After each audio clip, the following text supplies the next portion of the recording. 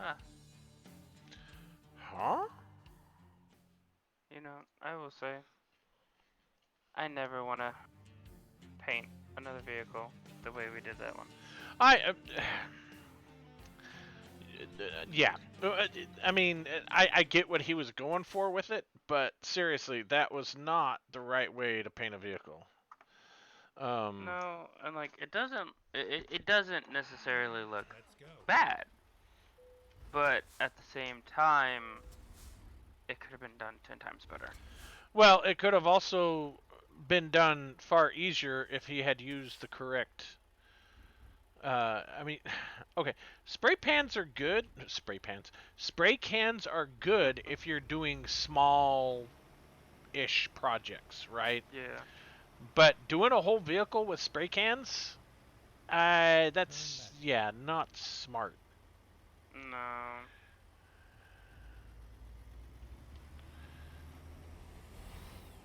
And see, we did primer yesterday, and then today was the rest of it. We did a You, tan, and then the green and the black. you guys should have let me know, and I would have lent you my paint gun. Well, he didn't really have the money for anything proper, if you catch my drift. So Well, I know. That's part of the reason why you pay a lot of money for paint jobs, but I don't know. He was going for the camouflage uh-huh. setup anyway, so But remember, doesn't want to make it look like a redneck truck. he doesn't want it to look like a redneck truck. Then why did he do what he did? I don't know. That was the answer I got when I asked him, why don't we just take the fenders off instead of cutting them? Because it looks more redneck now than it did before. Uh-huh. I'm gonna swing in here and grab some gas real quick. I don't know. I don't need it, but might as well. Do I need to repair myself? No. We pulled to the wrong side.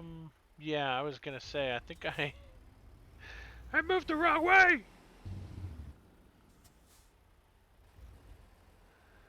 Am I gonna be able to get through the small Oh, parking what? lots? Let's see if I can jump the grass here. Or if there's gonna be an invisible wall over here. Nope.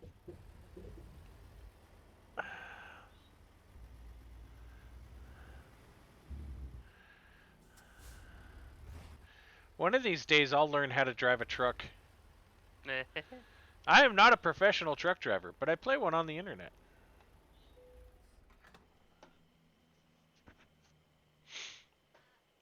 Actually, 474 is not bad for diesel. No, not at all.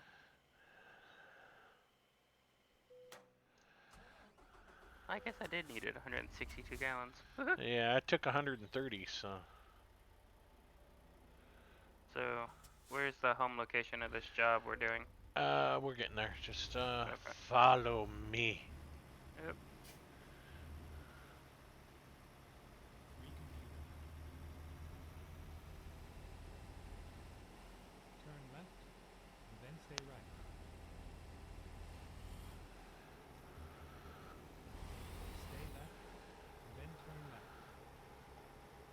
You see the turn signal? Yeah. Okay, don't undercut me.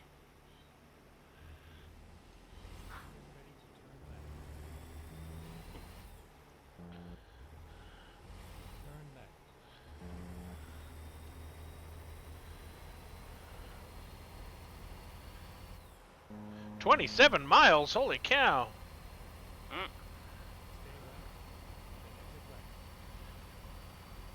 Looks like we got a right-hand exit coming up here. Okay. Ooh, jeez. My brakes pulled to the right just a little bit there. That's hilarious.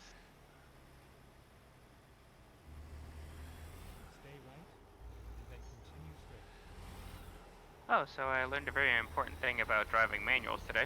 Oh yeah, what'd you learn? Let the clutch out first and then slowly ease off the brake. No, no, no. Slowly ease out on the clutch and completely let off the brake. Yes, yes, that. Because I was moving that that truck, and it's a 4-speed manual, and I kept on stalling it out because I was easing off of both of them at the same time. So I know the concept for driving a manual, I've just never done it.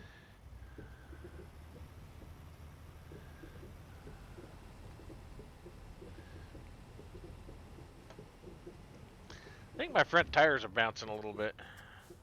Yeah. We are finished.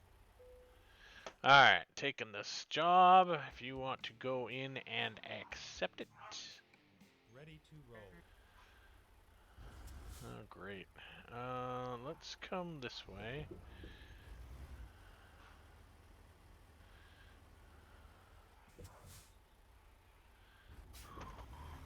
Ooh, 101,000. Nice. Yep, I do have to go around this way. I've got to go the long way.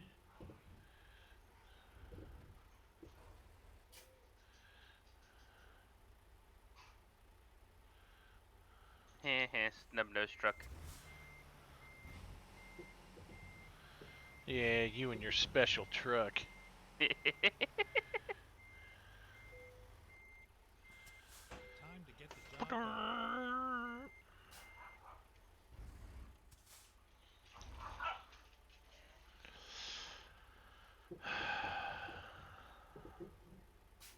Are you connected? Yep. Oh, okay. Oh, our trailers were in different positions. Yeah, my trailer was in the position to where it was probably going to be the most difficult position to try and get out. So...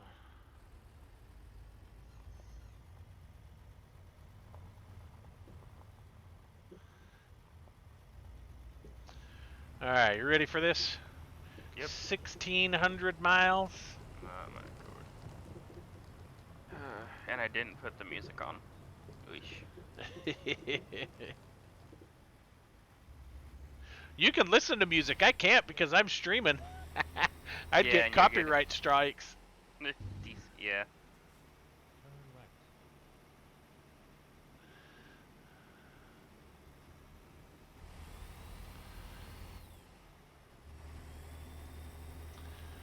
Copyright strikes are what keep the world around. I should quit my day job and become a singer. Well, I mean... And I'll leave that out of it. So how are you getting that 150 home, dude? We are renting... I already have a reservation for a car trailer tomorrow.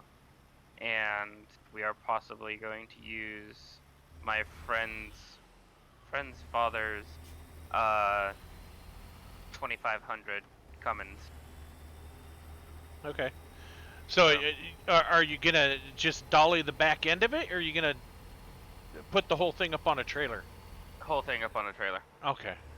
Because the It's not. front... It's not one of the U-Haul trailers, is it? I think it might. I think it is a U-Haul car trailer. Because it may not fit. Well, we'll see. So. Anyway, you were saying what? I mean, a dolly would have been theoretically easier and cheaper, but the front driver's side is missing a strut tower. Oh yeah, you wouldn't want to put that on the road. Yeah. So And unless you had wheel dollies for the front, but. No. I'm doing 120. I probably ought to slow this thing down here. That's what happens with these engines and transmissions. We feel Right. nothing. The goggles, they do nothing. Yeah. But we'll see how it goes. Yeah. If they can't help, let me know and I can get my truck and we can haul it. Oh yeah. My hope is that, because I'm picking him up tomorrow and we're just gonna go get it, right? Right. Is that they don't really care that it's not a 2500 that's picking up the trailer. Well, why would they care? That's my thing. I mean, because I couldn't find. I kept on calling U-Haul places, and they're like, "Oh, we don't do that. We're just a storage facility." It's like, but you came up on the when I typed in U-Haul. Yeah, well, No, we there don't do that. there are just U-Haul storage facilities, right? Yeah. Yeah. And so I had to go through the U-Haul site and go through all the labor of making a reservation and everything, and Right. finagling information, because according to the U-Haul thing, we're hauling a 2007 Acura CRX. Because they don't have anything for that old of a truck, or you just It wanted kept to. on, it just kept on saying that, oh well, you can't use a car trailer. It's just like, I, disregarding my truck, I just want to know if this truck, if the vehicle I want to tow is going to fit the trailer. Well, we can't give you that information because your truck is not meeting the parameters. That's a bit of a Were they talking about your truck or the truck you're hauling? my truck. The So Polo your truck. Dakota? Yeah. Yeah, your Dakota would never be able to pull that. Well, I guess I shouldn't say it would never be able to pull it, but it's not safe for it to pull it. Because I think the only hitch you have is on your bumper, right? I'm not sure. Because I don't I- think you have a full tow package on that Dakota. I can't remember if it's a bumper or a frame hitch, but I seem to think, because I know you've got that ball on your bumper, but I don't think you've got a receiver on that truck. I definitely know you don't have lights for it. You're not wired for it.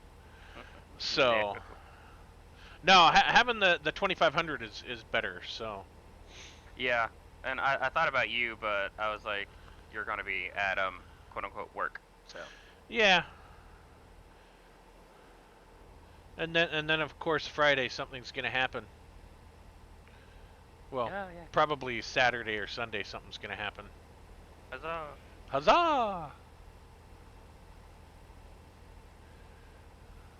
I don't want to say it over the airways, In case miraculously they're listening in. right? No, if Mr. FBI man, we are not talking about anything. I mean, they sent out that new directive, and I'm like, I can exploit that.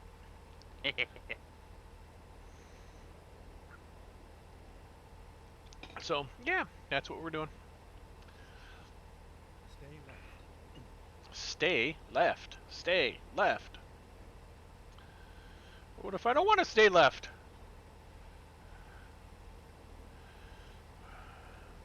What if I want to support Trump and stay right? Ooh. Ain't touching that one. What? Ain't touching that one.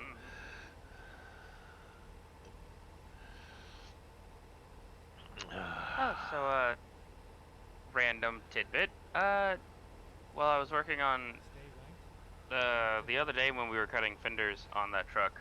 I was there so late, Exit right. and my friend's mom invited me in for dinner.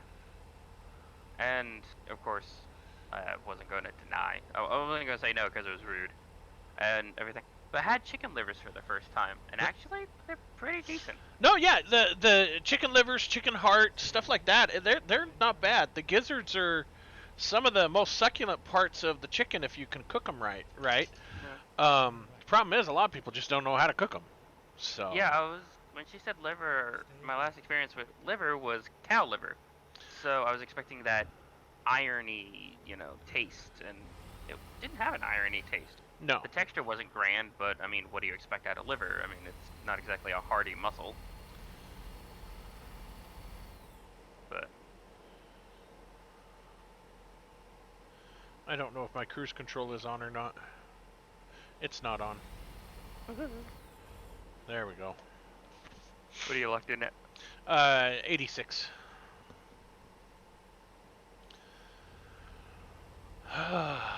Going through Dallas on our way to. We're going Bakersfield. Couldn't remember if it was Bakersfield or Barstow.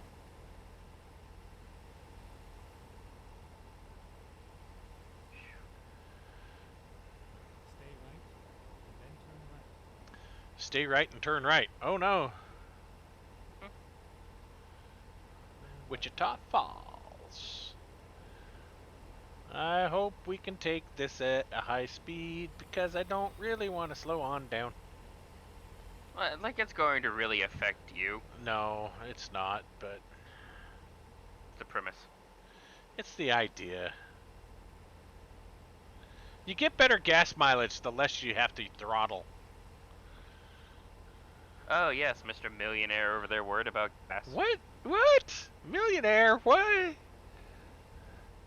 I only have 2.8 million. That hardly makes me a millionaire. Speaking to the person who only has 70,000. Get up, Mufasa! Oh man, I really wanted to stop off at the Venus Nature. The Venus Nature. What the fuck? You never heard anybody call it the Venus Nature? No, I don't even know what you're talking about. There's a hot dog joint called Wiener Schnitzel. Look it up. Ah. They actually made a really mean chili cheese dog. Love their chili Nice. cheese dogs. But they're called the Wiener Schnitzel. Das ist gut. Yes.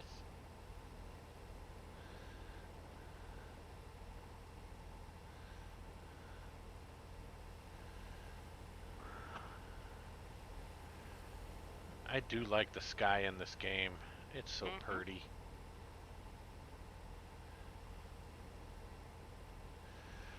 Red 7 coming in.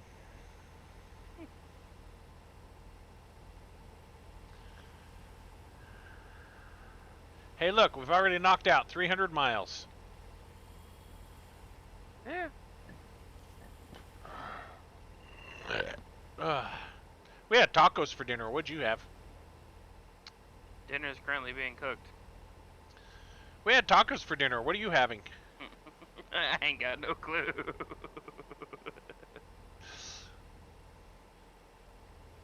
I got home. Let's see. I left the house about 10 this morning. Got home roughly 4:30. There's my truck. Hey, yeah. Close enough to it, anyways. Right? So you So, got home and at 10:30 and 4:30, and everybody was asleep. uh, Or well, Michael hadn't come back yet. Mom and the children were either asleep or doing their own thing. So I came in, washed my hands that were covered in frackin' spray paint, and yeah, came down, logged on the computer. awesome. Note to self: spray paint is not fun to get off of your nails. That's why you wear gloves. I did have gloves in the back of my truck, didn't I? Bugger. Oh well. You see, if you would have talked to me before doing this paint stuff, I would have told you all the materials you guys would need. But yeah, you decided to just wing it. Hey, I was just the labor. That's what they want you to believe. That I looks wasn't- like a fairly sharp turn, so I think I'm gonna Yes, start yes. slowing down. You know what my payment was for doing all that work? Big swift kick in the pants? No, he bought me a BB gun. Oh. Okay. Yeah. Is it like a CO2 powered BB gun, or is it a pump No, action, it's- or? It's one of the Little Daisy Red Rider spring action lever. So a spring pump assisted action lever. BB gun. Yeah. Yeah. 650 feet per second. Yeah. I mean, it's fun to mess around with, but I mean, I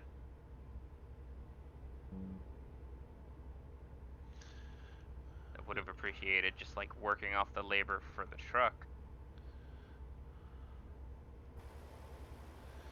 Hey, look, a truck broke in half. Oof. You don't see that very common. I'm sure if you were on the open road, you'd see a lot more weird stuff like that. Oh yeah.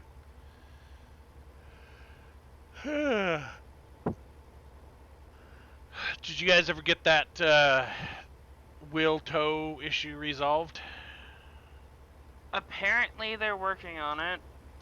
So I advised him what you advised me.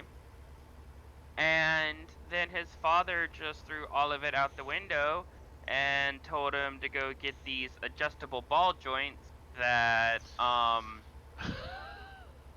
god, some one of the famous companies, you know, like Edelbrock or what have you.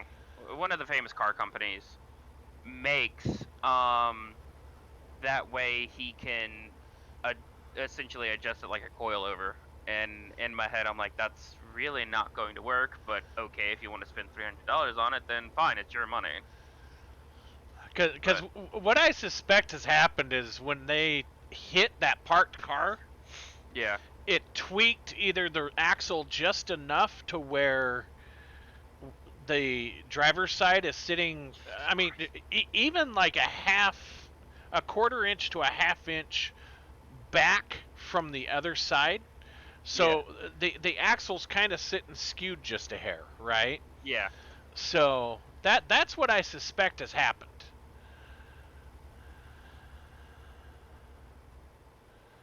But I don't think what they're doing is going to. In fact, it'll probably end up making it worse.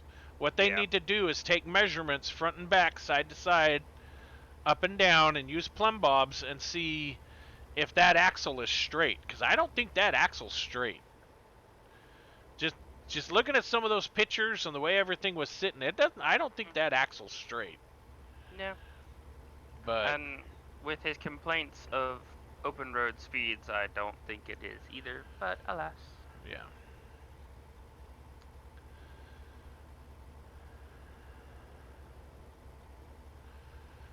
Yeah, he's gonna have serious problems with that truck. So Yeah, his dad was just like, "Oh, it'll be all right for now. Just rotate your tires every couple thousand miles. It'll be fine." And it's just like, no, it's not, because he hits a bump wrong, and then there goes a control arm, there goes the and death next thing you wobble. know, he's foobar. Yeah.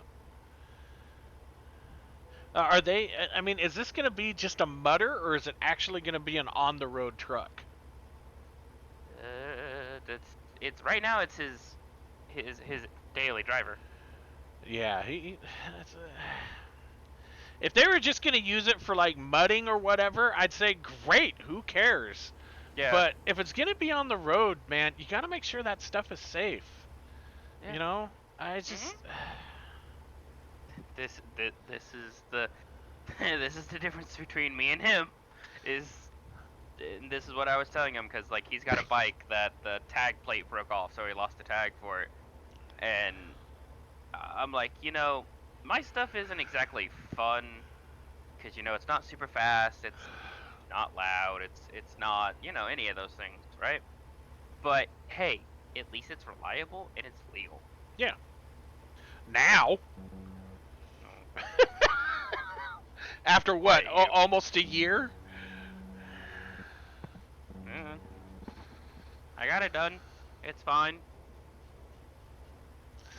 It's gonna be fun getting that 150 going. I'm excited to dig into that. We need to sit down and plan exactly how in depth you want to get with this. Yeah. So I mean, if you want to just start with the engine and transmission, we can make a plan for doing just the engine and transmission. If you want to go hog wild on this thing, as far as, like straightening out body panels and redoing the interior and maybe updating the instrument cluster and all that kind of crap, I mean, we've got to really sit down and get a plan as to, how we're going to stage that out, right? Yeah. I will say, I mean, if it's not going to be a massive overhaul, I personally would like to change not the interior seats, But the previous owner before Max decided to paint the dashboard and the door panels white and then splatter paint them. Oh, jeez. Why do people do that? It should be because it has the pad on top, but everything else is metal, right? That's not plastic. I think so. Well, it's an 87, so it might. The That might be a mostly plastic dash.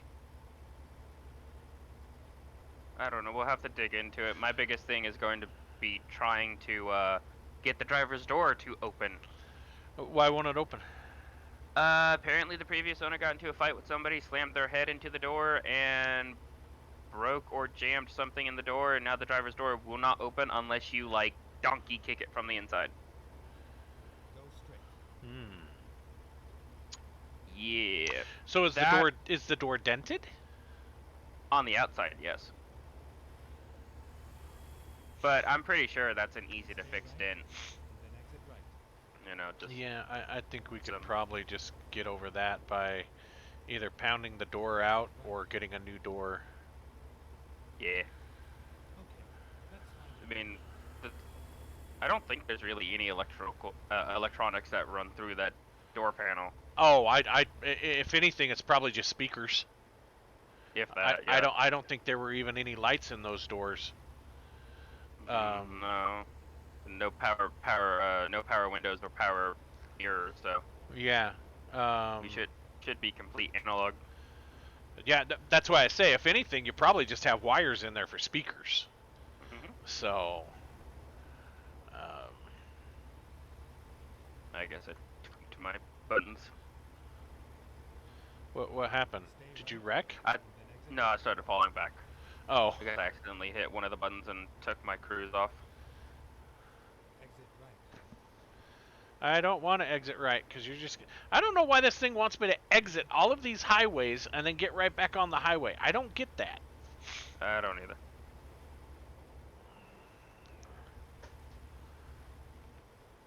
But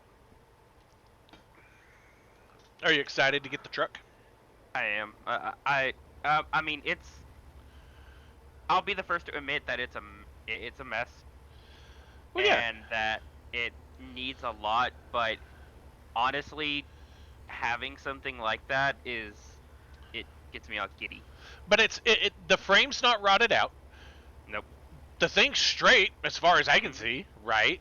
So, I mean, it's still roadworthy. I don't know what condition the rear end's in, but I mean, And then exit if the rear end has been sealed, there's no reason why we can't change the fluid out of it and get that back up and going. We might have to put some fresh seals or something in it, but I mean, it's all learning experience on that one. yeah, it's you're gonna enjoy it. You're really gonna like working on it, and it's a nice simple truck to learn how to restore a vehicle. It really is. Because, like you said, there's not a whole lot electrical wise. I mean, it's an 87, so it has their. Well, it was carbureted, so it may not even have an onboard computer system. I mean, if anything, it might have a computer module for the electronic ignition, but if we're gonna be dropping like a 2002, 2003 V8 in that thing, all that's got to come out anyway, right? Yeah. Hmm. So.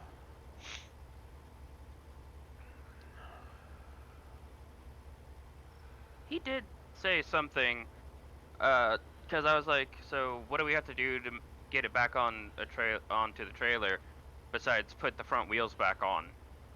And he said something about reconnecting the axle, and I'm like, is it disconnected from the drive shaft or something? He goes, no, you just got to reconnect the axle, and I'm like, what do you mean reconnect the axle? Like, Is it a four-wheel drive or is it a? oh wait, yeah, no, he explained it to me. Okay, no, I'm stupid.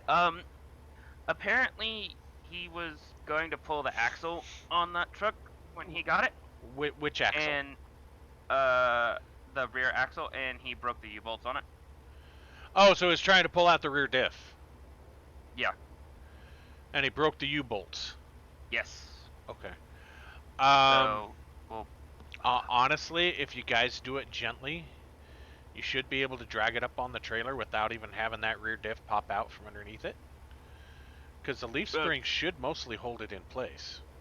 That's what I'm hoping, because You the just rest of the yard is cut except for around that truck. yeah, you just have to be real gentle about how you pull it up on there. Mm-hmm. So, do you guys have a plan for that? Either get some new U-bolts when it's out of that tall grass, and I know I'm not gonna get bit by a snake, or as stupid as it sounds, just get some, wrap the axle with like to the frame with like tape or something, just as a quick measure to get it out of the position that it's in. Do And then- you want an easier method? Besides being easy with it. So, what you do is you get a couple of jack stands and you raise the front end of the truck up and you slide the trailer gently up underneath the front of that truck, pull the jack stands out, and then just roll the trailer back and let the truck roll right onto the trailer. And it should just lift everything right up. Now, you guys might have to use the jack to lift the back axle up and get it right on there. But, I mean, we used to load vehicles like that all the time. Yeah. That's So, when he had one of his trucks pulled away by 109. That's pretty much how they did it with the rollback, because it was on cinder blocks. They just hooked up the front, picked it up, and then rolled the bed underneath it to where it was about, I don't know, halfway, and then pulled it up on the rest. yeah, just push the trailer right up underneath it. Yeah. Mm-hmm. No, that's how we used to get them up all the time back in the day. Either that or we just took a come along to it and just. And once we use a lot of the length of it, we, secure everything in place, pull the come along out, tighten it back up, and then just. I mean, we used to do that stuff all day long.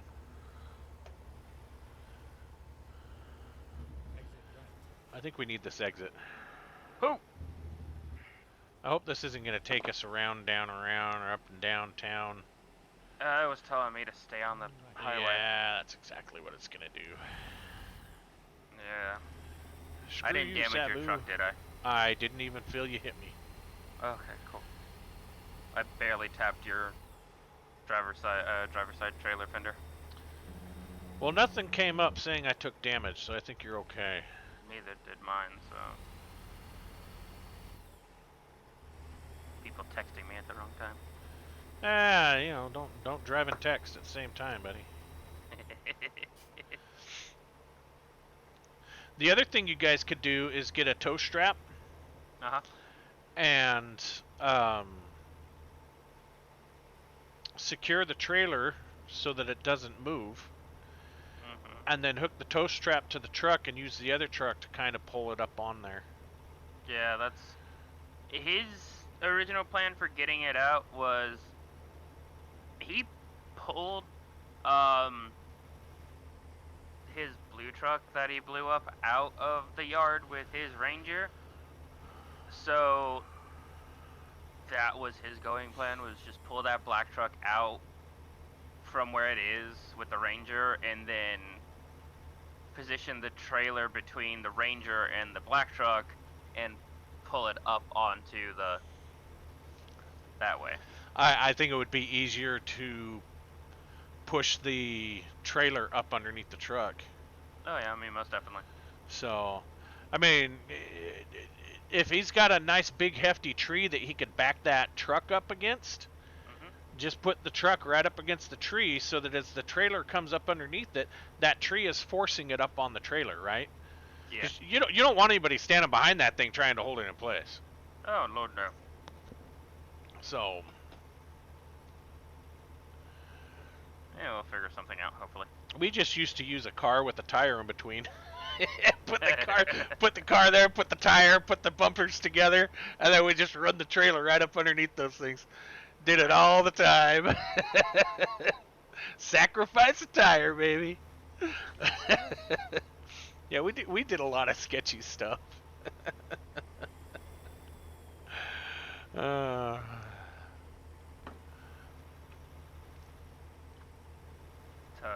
working on that vehicle.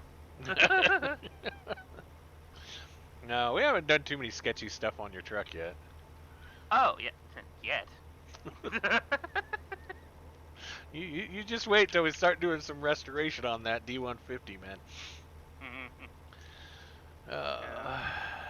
No, but you want something fuel injected. You don't want something carbureted. That smogger, as wonderful as those 318s were, you know, yeah, you could probably build that thing out, but cost-wise, you can pick up a motor, computer, wiring harness, everything out of the wrecking yard for the same cost that it's going to cost you to rebuild that engine. Oh, yeah. So, I mean, I remember pricing out a 351 Windsor that I saw, because, you know, it's the same engine my dad had in his truck, and so I wanted to tinker on it. And for the long block of it, it was only like $300 oh yeah, for a 351, so. but that's a bare bones stock, right? And Yeah. you'd still, it's a Smogger 318. Those things only had about 140 horsepower. You know, You know what's funny about it? Oh, sorry. What's that? Is you, and you know, of course, I trust your opinion, but I don't know there's- why, but because you say stuff with confidence. No, is everybody seems to speak differently from you, and it's like, you know, Max is like, oh yeah, I mean, you know, 318s, they're not the best motors, but you can freaking torch them and they'll still go. One gentleman I was talking to about the 318s and everything, he's like, yeah, you gotta be careful with those 318s, man. They'll creep up on you if you know what you're doing with them. And then, you know, we have you, which, of course, no offense, and you're just like, yeah, 318, it's not a bad motor, but, like, it's just not worth putting the money into it. no, not the Smoggers. Not the Smoggers. Now, if we were talking like a 318 from like the late 60s, early 70s, oh, heck yeah, we'd be dumping gallons of money into those things. But those 318s from the 80s, they just, they were thinner blocks. The compression was just junk on those things. You try and up the compression, you're going to blow those cylinder walls out every single time. You get those things up above a 9.5, and you're just going to blow those cylinder walls out. Because they're just super thin. They were made for lightweight. You know, just because it's a 318 doesn't mean it's the same block from the 1960s. You weigh those. You look at the weight of a 318 from like 1969 and 1970, and weigh it to a block from like 1985. There's almost a 200-pound difference between the blocks. Wow. So, that tells you right there how much thinner that block is, right? So it's, the motors were bulletproof. You keep those things factory, they'll run forever. They'll take a lot of abuse, but they have no power. Just absolutely no power. They'll torque anything out, but it just power-wise, it's just no horsepower there at all. You're better off taking those things, like I said, even a 1995 fuel-injected 4.7 out of a Jeep Grand Cherokee is going to have more horsepower than that 318. Yeah. You know, the straight sixes have more horsepower than those 318s, right? You get yourself a 92, 93 straight six out of an old Cherokee and plop it in there, you're ahead of the game. Yeah. Oh, but it won't have as much torque. Yeah, but the horsepower will make up for it. If I wanted a stump ripper, then I would plan for that. But yeah, I'm not in that lifestyle. I don't pull. I don't anything. If anything, I lean more towards the drag race style. So, yeah, you know, horsepower. Well, and that's the other thing, maybe we could look at finding a 2007, 2008 Hemi and plop that in there with the computer and everything. And you're way ahead of the game then. But find a 5.7 just like yours. Hey, you could. It's those things are out there, Oh yeah. It's not going to be cheap, but they're out there. No. In some cases, you may even be better off getting like a 3.5 or a 3.9 liter V6 and putting it in that truck. Horsepower wise and torque wise, you're going to be almost right on par Yeah. with that V8, and you'll get better mileage. Yep. So it's going to And move it honestly, just the same. And honestly, we can do what we've planned on doing to the Dakota with that. You know. Yeah, you absolutely could. So, because I think that motor in your Dakota was what 180 on the horsepower. I'd have to look it back up again. I don't remember on your Dakota, but I seem to think it was around 180. So, I mean, probably out of the factory. yo, it's definitely not now. No, we know it's got a dead hole, so it's definitely not that.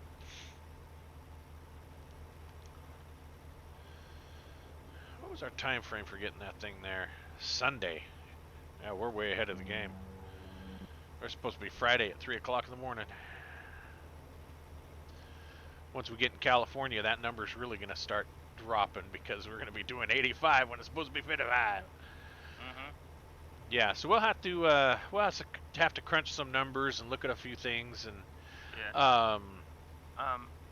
So according to a quick search, granted it's on a 96, not a 2001, the 39 V6 was rated at 175 at 4,800 RPM and 225 foot-pound of torque at 3,200 RPM. So yeah, you're sacrificing about 85 foot-pounds of torque, but gaining, 30 horsepower. Yeah. So, I mean, that V6 just as powerful as that, Smogger 318. Yeah. So, Sad. yeah. And you're going to get better mileage out of it, too. But this is what I'm saying. We have those options, Yeah. And that's why I say we got to sit down and get a game plan as to exactly what you want to do. And, I mean, the truck is 6,000 pounds as it sits, right? Yeah. You put a lighter engine in it, you're going to shave a little bit of weight off. With that, it's going to probably take a different transmission, which is going to shave a little more weight, Yeah. And maybe we should look at something from maybe 2014 or 2015 and put it in there, because then you'll be getting like a 4-speed, 6-speed, 8-speed transmission. It's going to get you even better gas mileage, So, I mean, this is why I said we got to sit down and really crunch the numbers and look at what we can get. And See, it's not like the Dakota where we have limited options because of space and everything else. The D150, I mean, you and I could stand in the engine bay if we really wanted to. Oh, I totally know. Yeah, I mean that's why I say we could put anything we want in the dang thing. Yeah. I mean, if we wanted, we could get a Cummins conversion and convert that thing over to a Cummins diesel. I mean, it was a generation before that they had those. They started putting the Cummins in those things in '87. That was one plan I was talking about with Max, is putting a dually axle underneath it, No, and you then don't. just doing a diesel, You wouldn't want to do that. or just do a single. Keep the axle, possibly. Who knows? Depending on how the gears are and everything. I'd keep that rear And end. then- Keep the rear end. Those are good highway rear end gears. Oh, they are. Yeah. You'll get a lot better gas mileage out of it. Okay, cool. So I mean, you're not going to want to drag race it, so there's no reason to change the rear diff, right? No. Yeah. You want to keep that thing as low on the RPM scale as you can for gas mileage. So No, the drag racing truck is going to be the third truck I buy. yes, that's going to be one to where the frame is not completely rotted out, Mm-hmm. and the body is just in shambles, and we know that it's mostly gonna. I mean, who knows? Maybe we can find another D150 and use that as a donor, and you can turn that one into your dragger. I mean, that's what I sold a lot of my donors for. A lot of my donors went as either demolition or dragsters. Yep. I mean, The, the Actually, go ahead. Sorry. the most important thing is just keeping them as a rolling chassis so that they can haul it away. Yeah. And the good thing is, especially since I mean, I don't really think rebuilding that block is going to be worth it. I mean, the transmission might be something possibly worth keeping if we do anything engine-wise that is that can mate it. But I mean, I could just give him the engine and he can do what he wants with the engine, and then that saves us, or that gives him something to play with as well, and allows him to mix max parts. Because then if I have two 318s that are, well, one's blown up for sure, because I've seen that video, and then one that's potentially blown up, so he could probably make one working engine out of it. Well, the one that's in there, we've got to see. I'm almost certain if they've left that thing open to the elements. Yes, while the valves have been closed, water can still leak down where the push rods are. Yep. And if they've left that thing open to the elements, that crankcase has got to be filled with water.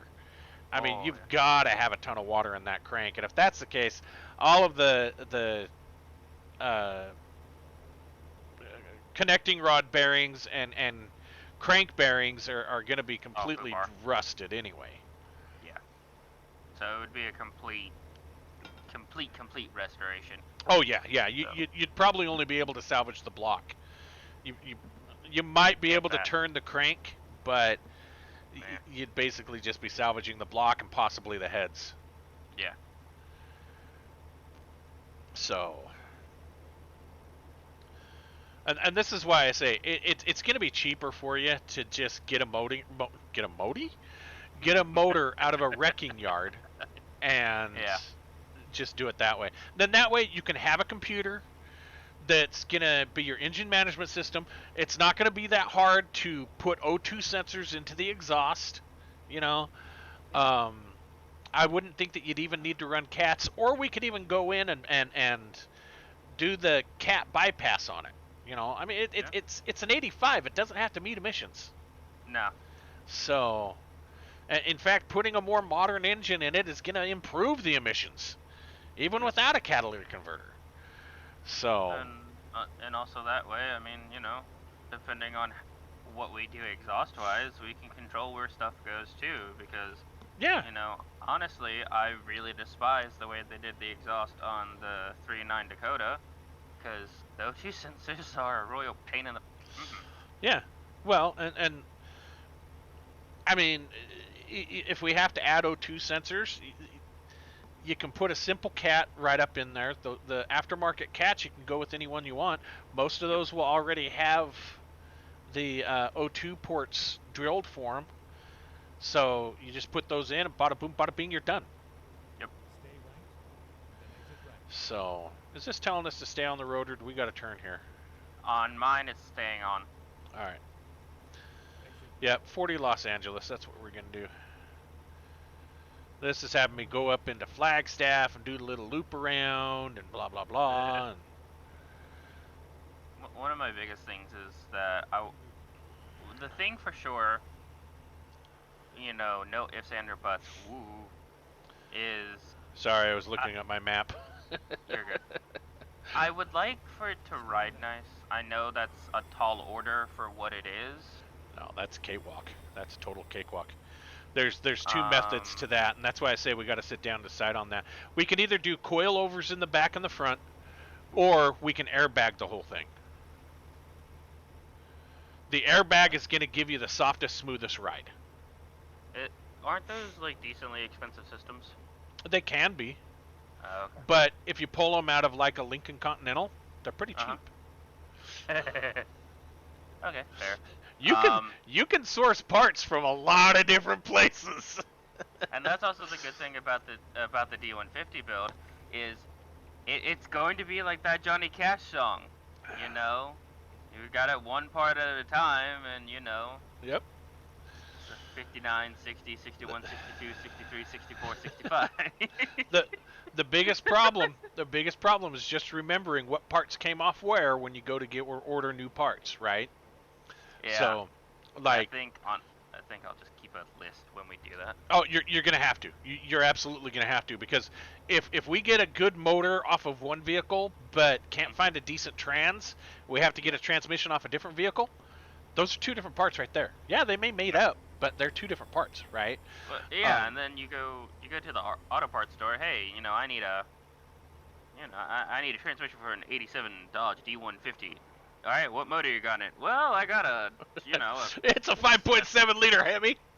5.7 liter Hemi with a e-torque box out of a 2018 Dodge Ram Lariat.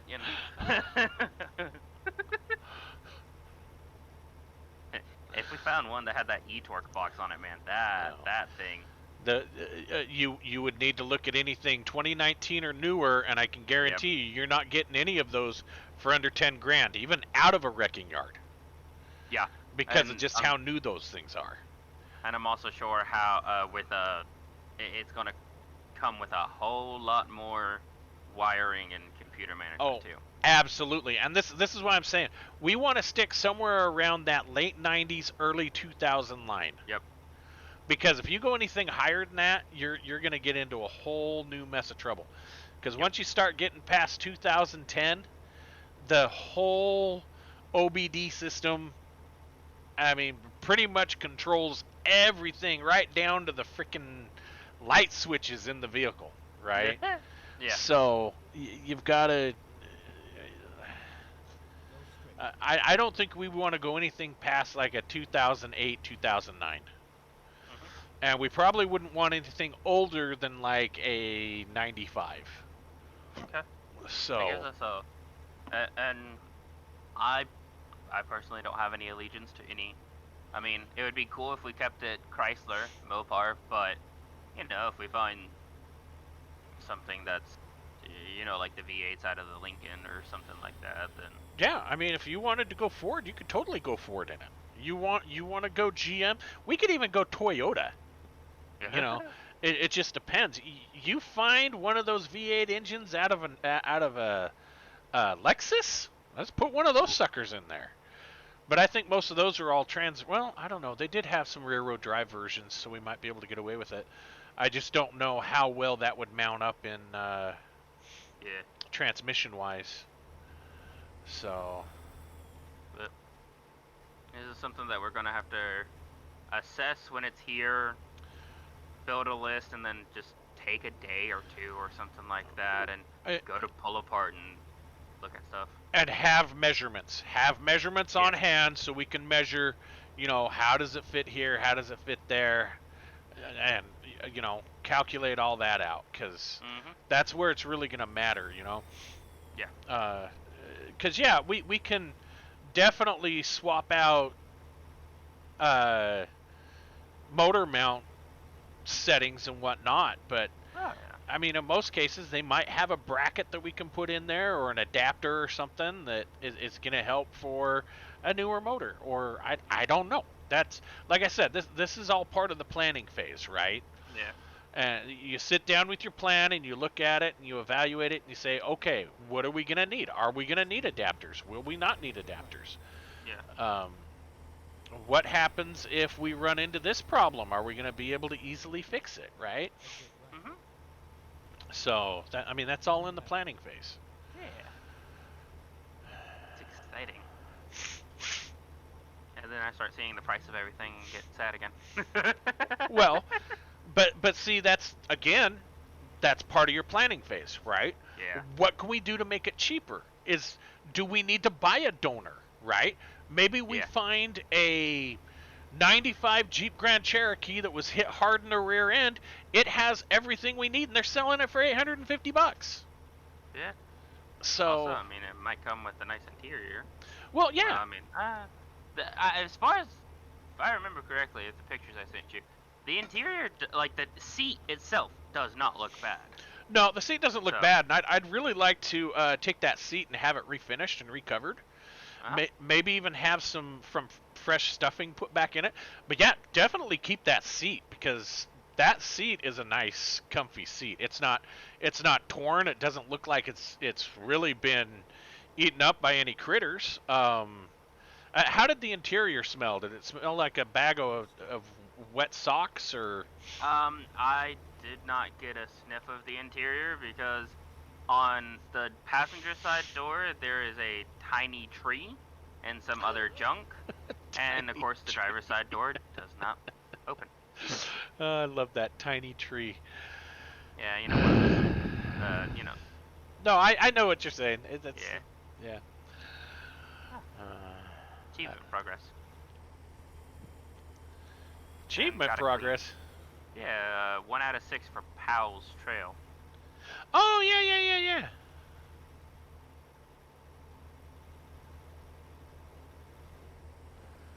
Also, I do have the hood for it. It's in the In the bed. bed, yeah, and it has the old Ram, the actual like bighorn Ram hood ornament that jingles around Nice. on the Yeah. wire. We can tighten that up. That's not that hard. Yeah. I mean, I could also replace it too because he gave me something that I've had fun with so far. But I have a genuine Mac hood ornament. If you want to put Like- that on, you can too. So. Yeah. Thing's heavy. Oh yeah. That's when they used to make those things out of iron, not the plastic that they have for them today. Yeah.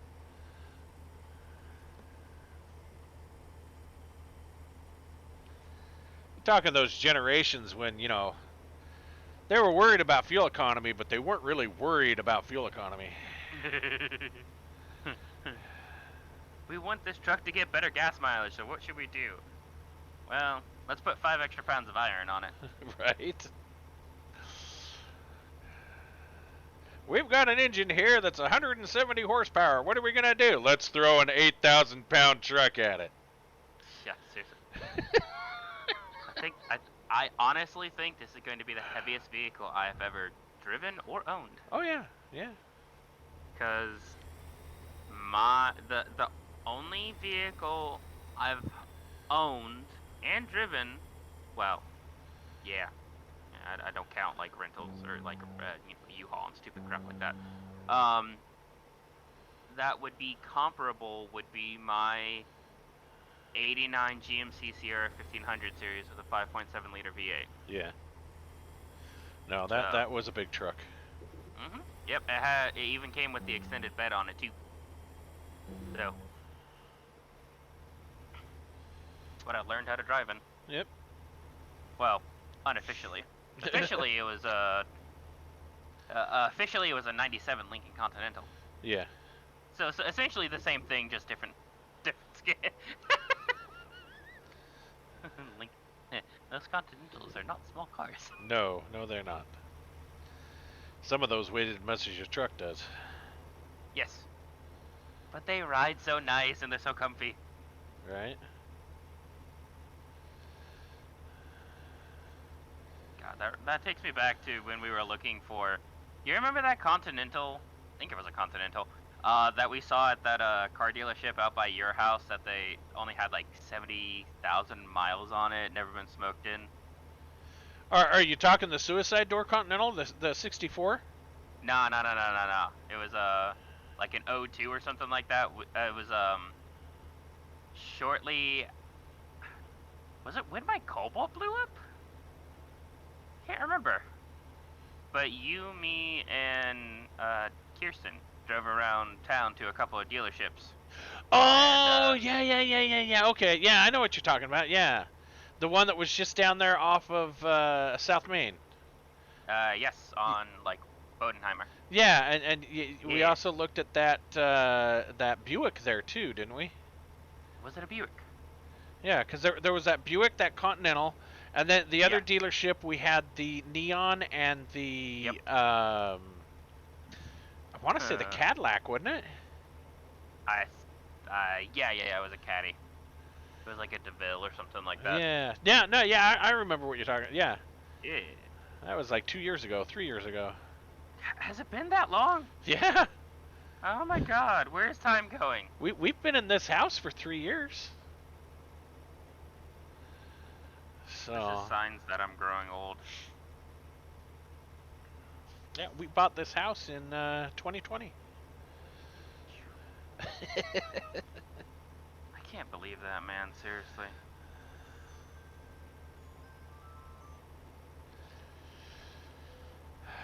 Uh-oh, I'm running out of fuel. Got 200 miles left to empty. Oh, nice. Good thing we've got 198 miles to the zone. I still have like 3/4 of a tank, so. Do you I'm- really? How do you have that much fuel? I think dude, this thing comes with like quad tanks, so I think I'm running 2 or 210. You got to be running more than that because Ooh, I'm truck burn. at 220 gallons on my tanks. Yeah. So you're definitely. I mean, you got to be pushing maybe 350. Oh, did I tell you that he reduced the price of the truck as well? Yes, Of you did my- tell me that. You yeah. said it was going to be like what 450 170. or 170? Yeah. Yeah. Because of all the help I've been doing, so. No, 170's killer deal for that truck, man. You're 200 was a killer deal for the truck. What the yeah. No, it totally was. Oh. Okay, truck doesn't turn if the wheels are in the air. hell? And then exit right. Yeah, we have to exit here because we're going up to. Oh no, we don't. Wait, what? Nope. Exit right. Continue straight. Even though this is Barstow where we're going. We're going to like North Barstow or something? We're going to Bakersfield. Oh! B name.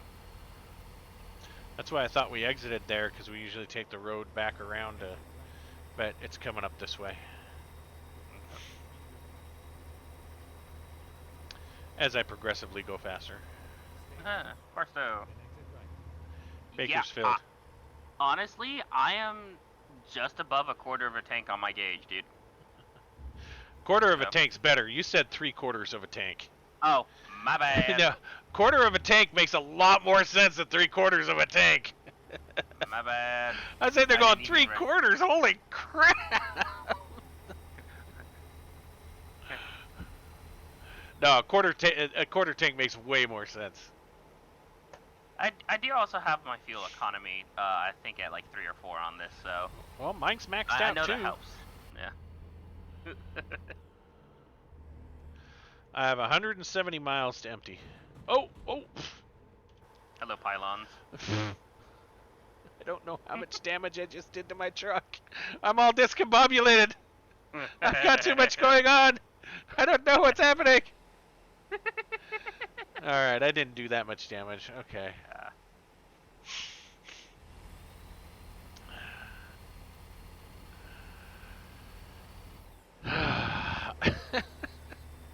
I went into the cab of my truck to see how many miles I had left and it wasn't started hitting things and I'm like, wait.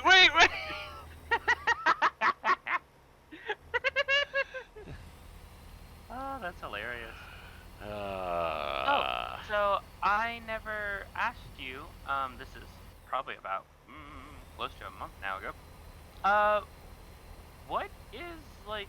I don't want to say the history, but like the consensus on the 42 version. on the what? The 42 what? RE, the one that's in my Dakota. Are they like good transmissions, bad transmissions, mediocre? Well, I mean, it's a torque flight transmission, so I mean they're as good as any other torque flight. I mean, what do you mean as far as what's the situation on it? Like, is it worth rebuilding, or did you? I don't. No, I just never asked you much information on it. Well, it's a 3-speed overdrive, so. Also, forgive my stupidity. What is torque flight? Torque Flight is the manufacturer name of the transmission. Okay. Chrysler's used Torque Flight for generations, Ah, so yeah. Max said that my transmission will most likely outlast the rest of my truck. it probably will. Ooh. Okay, I guess I'm going this way. Leave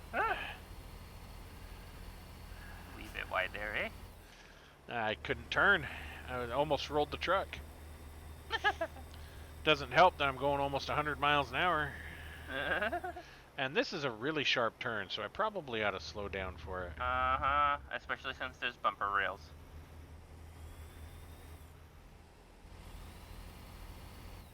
Coming across!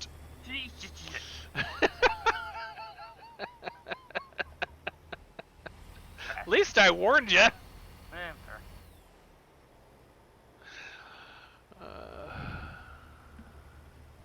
Go straight.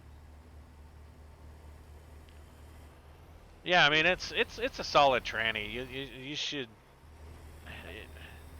I'll put it to you this way: there's no way that that motor you have in that thing will ever be able to outperform that transmission. Fair enough. Now we put it behind like a 6.7 Hemi or something that's got 400, 500 horsepower. Then it might give it a little bit of a hard time, but I mean they used to back those things up with 600 horsepower engines. Oh, nice.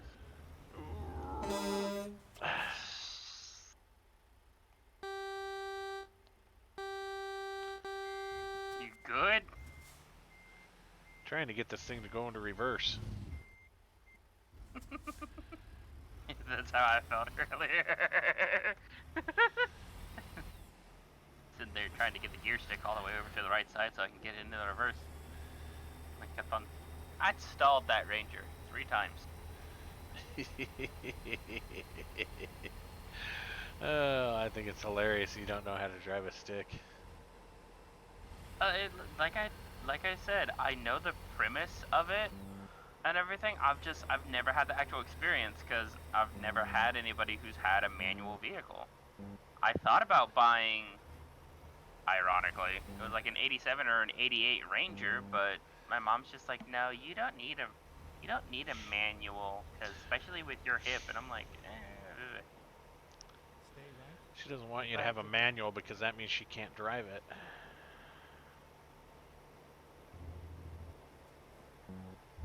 honestly, that's why I got a truck, Keep right. so I didn't have to carry anybody around, and yet it still happens. But I digress. That is getting into matters not suitable for streaming locations. Careful. Oh, yeah.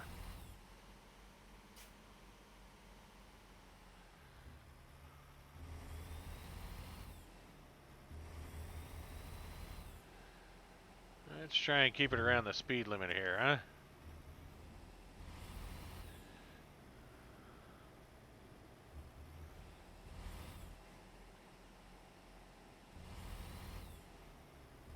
Also, what did you say these were we are hauling? Mulchers. Mulcher. Turn left. Some heavy duty stuff. It's only. I missed the dang turn. Never mind. Yeah, you can go up there. Yeah, there's another one down here. No, they're only 33,000 pounds. They're not too heavy. Oh, look, a gas station right there. That ought to save us some time. Well, I meant that like in the way of like this doesn't look like a standard mulcher. This looks like, oh hey, we're gonna go do like 42 acres. I guess we'll have to go buy you some pants this weekend, huh? Turn left. At least we can turn these ones into shorts. Well, maybe we should do that. Turn those into shorts for the summertime. What do you think? Yeah. Turn right. Maybe have Mom hem them up for you. Turn right. You know what? I want to test it just because I have the numb nose. Anytime I rip pants, I'm like, shorts opportunity. That's what I used to do. Because I knew I'd be getting new clothes for school time anyway. It was a nice ride. Ow. Let's see here. Where do they want it? Nah. Nah. Sorry, I'm in a hurry. I don't need the experience points.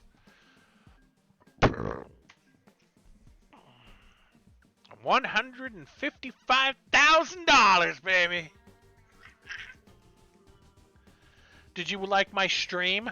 Yes. Did you like the car I built? Yes. Did you see yourself in the stream? Yes.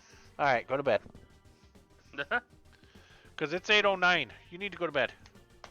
Go lock your computer, put your headphones away, go to bed. My dyslexia is hitting me. Why is that? Why is your Lex Deslica hitting you? I'm trying to correct my trailer and truck and everything, and turning wrong ways. That was annoying.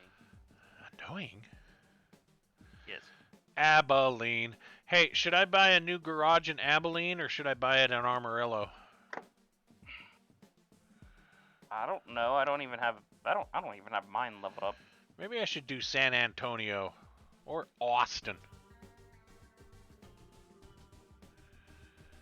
Yeah, we'll do Abilene. That's more central Texas. Alright, I'm gonna go run up and grab food real quick.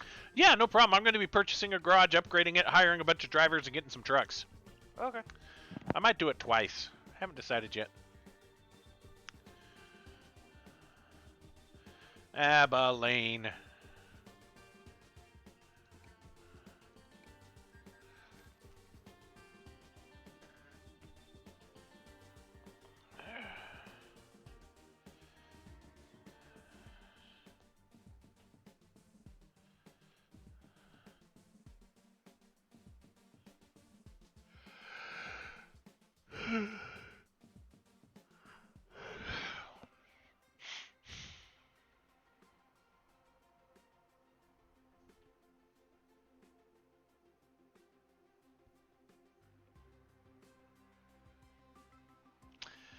Still don't understand why you have a garage that size, that big, that massive, but there's no way to repair your truck there.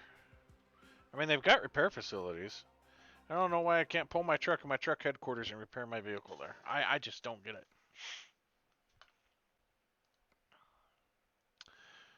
We want to purchase trucks. I don't think I discovered one in there. And we want to go to pre-configured. And we want to buy these guys. Abilene.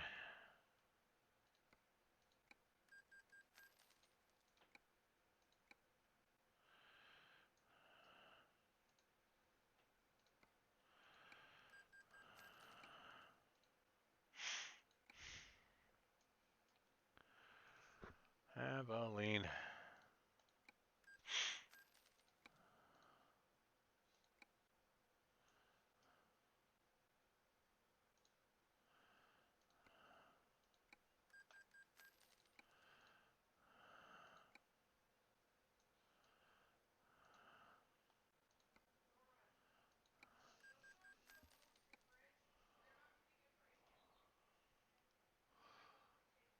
Okay. I turn that off. We want to go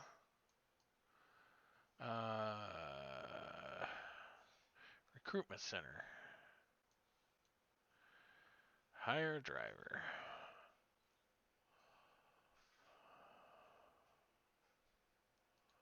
Boy, that guy looks happy, doesn't he?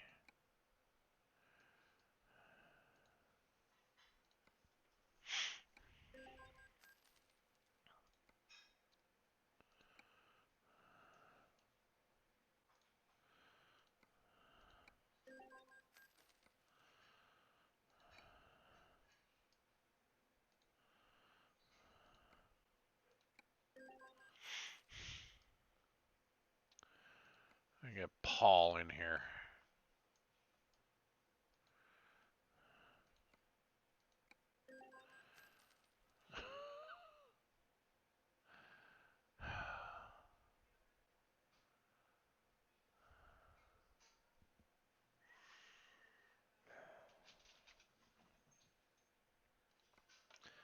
Do this guy.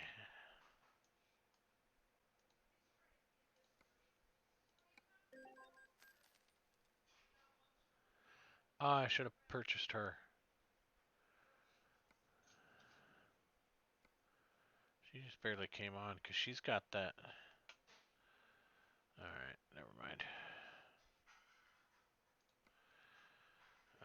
So, if we want to go to Garage Manager, we should have full garages again. We got trailers here, not a lot of trailers here.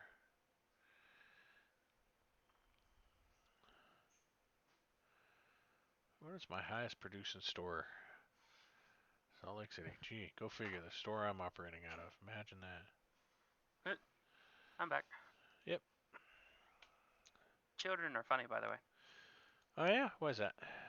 Yeah, I told my mama and three youngins were around that I'm going tomorrow to pick up the new truck.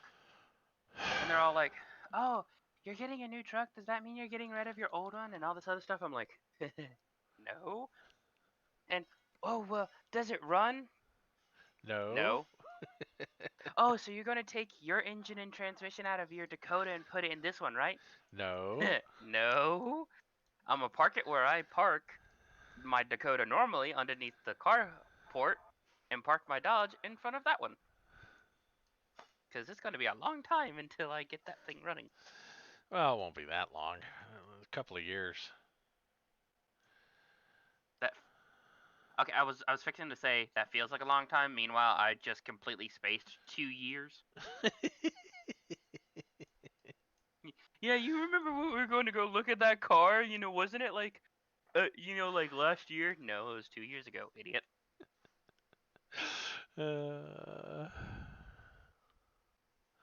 Yeah, I was still in the Jeep when we did that. When we did your.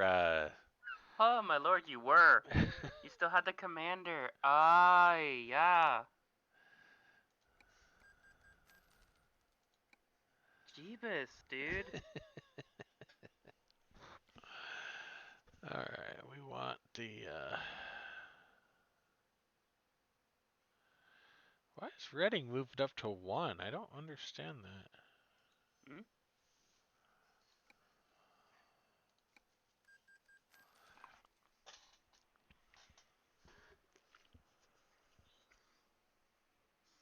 Sorry, I got to purchase one more garage. I don't Then, even have the 180,000 to upgrade my original. then I'll have a solid 15 garages with 5 drivers each.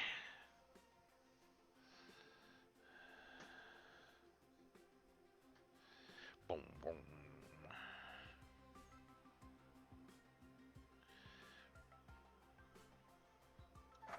Since you bought that truck mine's stuck. Don't worry about it. Bought that What? shop down at Abbott. Don't worry about it.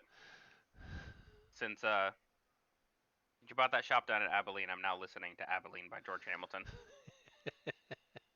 Good. That's a Mack truck dealer. I don't want to go to a Mack truck dealer. Peterbilt.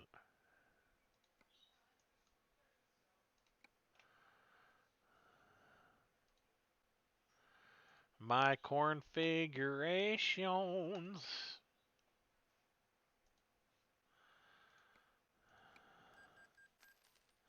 I buy exactly the same truck for everybody.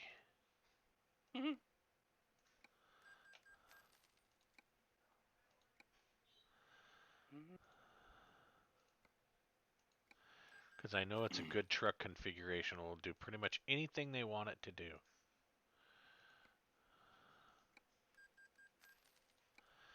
Haven't had anybody abandon a job yet. Yet. I don't even know if they can abandon jobs or not.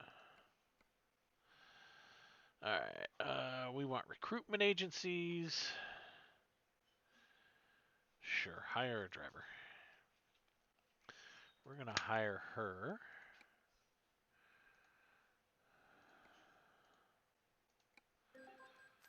What did you just break, man? Me? Yeah, I just heard a loud Oh, snap sorry. on your end. That was my sanity. No. Using a disposable plate. Ah, You heard that. So when I was cutting my burrito, that's what you heard. I see.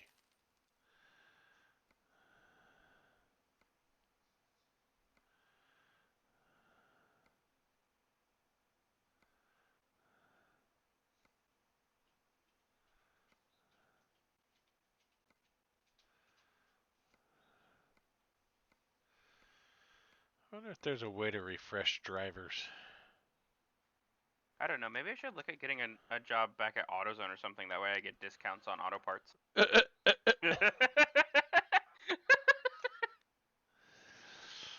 I mean, that's entirely up to you. I don't know if that's necessarily worth it or not, but Nah, you'll it's definitely become best friends with people at AutoZone and O'Reilly's and you know Parts King and Napa and not a sponsor. yeah. Trust me, you'll get to know a lot of people.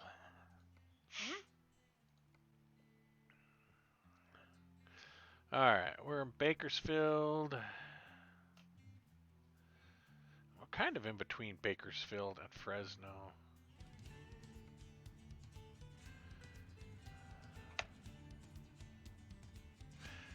We've got a space container that's going from Bakersfield to Gillette. Sounds good. Let's do that.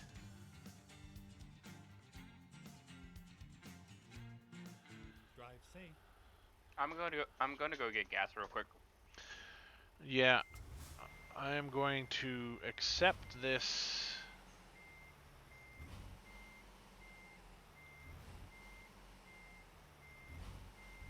Accept this order, get my trailer, then I will get gas. Oh, is it coming out of that area? Yeah, it's at the same rail yard. Oh, nice. Well, I'll drive back around.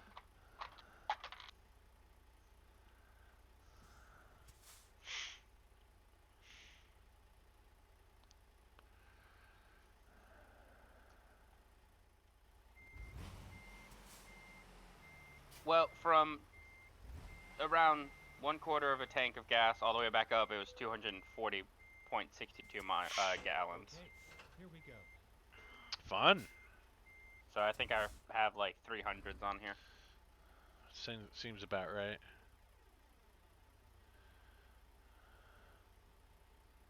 Woohoo! Fence, fence, fence.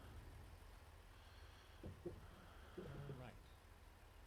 Are you being offensive? I try not to be. At least while on your stream. Alright, time to go get gas. Get the gas, get the gas.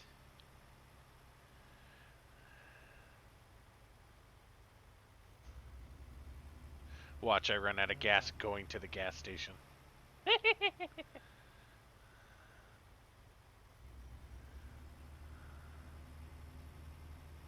And it takes you all the way back to like the main city of Bakers.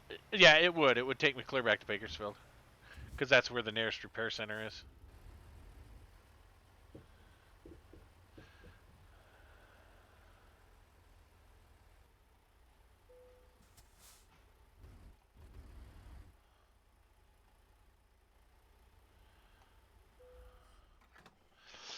Alright, let's see how much gas I take. How much gas I take.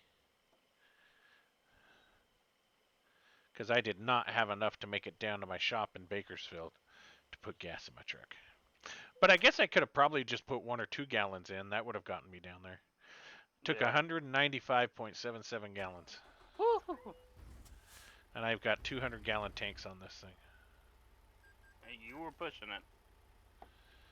I knew I was.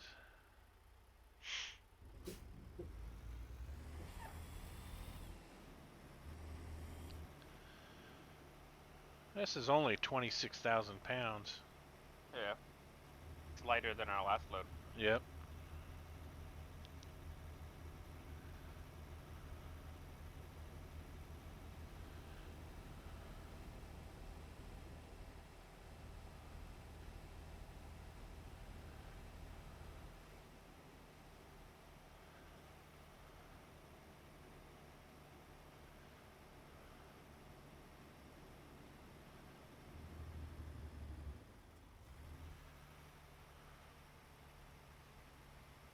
I don't know if I could ever go back to having a normal engine again.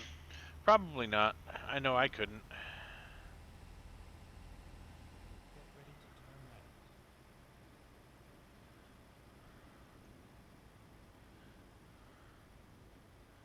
Oh, you're gonna go that way, huh?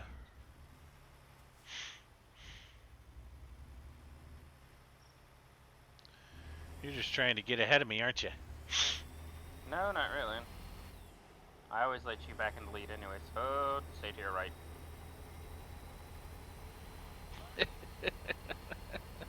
I saw your lights on my truck and I was like, ah.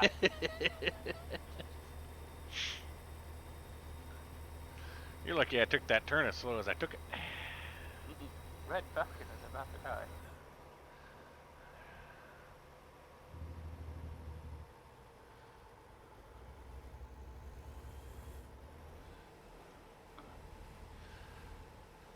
Locking it in at 82. It's gonna get me through California through and through. So we're gonna pretty much be taking the 15 all the way up, so Good right. Okie take the 15 up to the 80 and take the 80 up into Wyoming. dokie. See, it wanted me to turn off. Ooh. Okay, so we are turning off here. Turn left.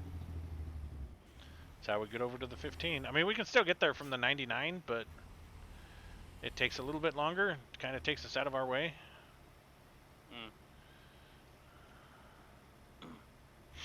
And that takes us down to the 5, which would then hook into the 10, which would take us over to the 15.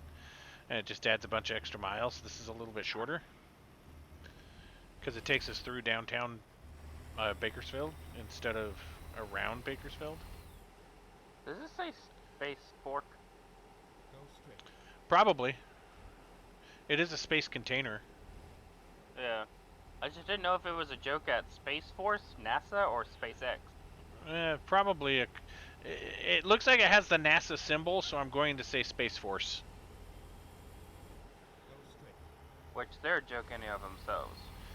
Well, I mean, they basically are in the process of monitoring and developing satellites that are designed to destroy other satellites. Go straight. Ah, yes, interstellar warfare.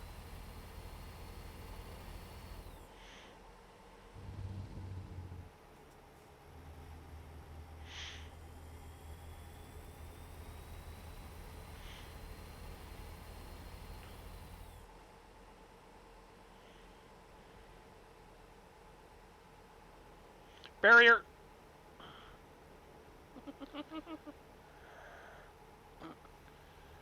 Undercut that corner a little much.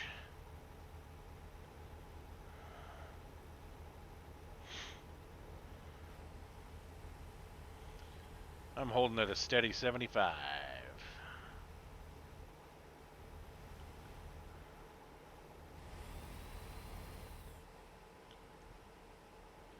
And I'm picking up speed because I'm going downhill.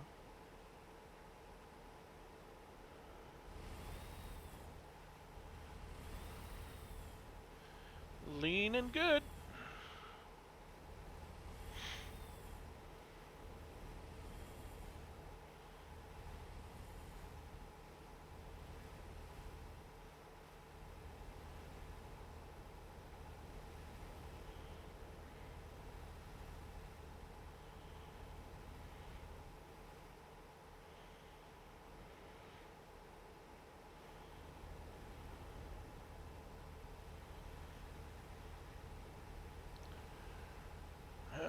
This will probably be our last load Oh, okay. because it's 8:30 and it's gonna probably take us till about 9:30 to. Get there. Yeah. I didn't realize how fast the time went, but hey, I mean that's that's what happened when we did this in real life.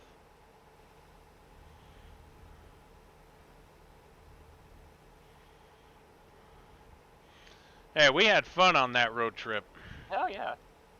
Hey, I never once complained. Even that day, I didn't even. I mean, I didn't like the dude, but Yeah. I mean, Even for the douchebaggery of the guy, it was fun. yeah. It was a nice trip. Which is why we plan on doing more. That's right. That could be the goal of the D150. Make it a Santa Cruz cruiser. Could do that.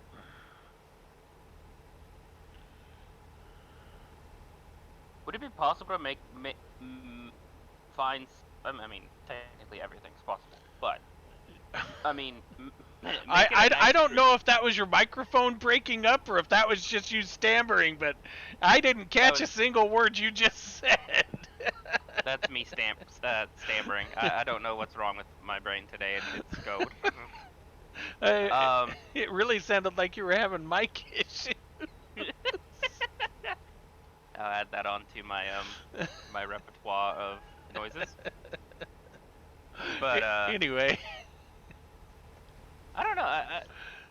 It'd be interesting to see if you know how Derek, you know, just has his truck and he pulls anything out with it if he needs to, or you know, pretty Yeah. much anybody, any of those other YouTubers, just have the D150 like that. You know, the cruiser that we're just driving in, and then if we need to, hook a tow hitch, you know, hook a rope to it or whatever, and pull something out.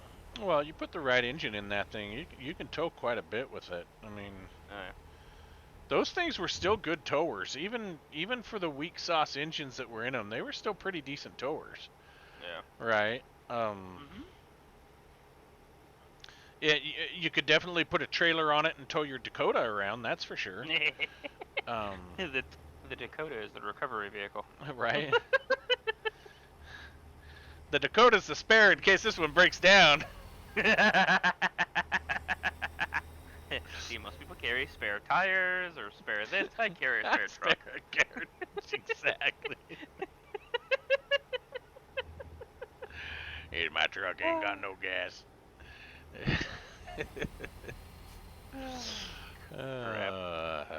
That's hilarious.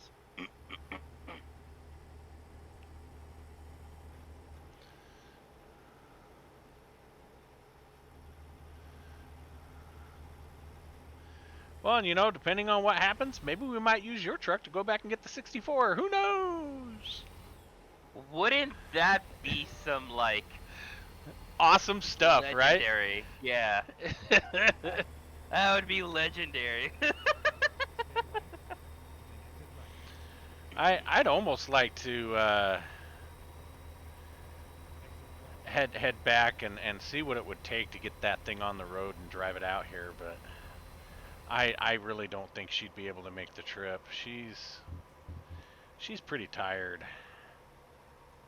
Yeah. Ooh, doesn't turn if the wheels are in the air. Exactly. 103 is a little fast for this. Yep, as I just found by hitting that barrier. How bad? Nah, not too bad. I just grazed it. Okay. Took me from 6% to 7%. Ah. Alright, we're gonna lock this thing in at 85. This is getting hairy.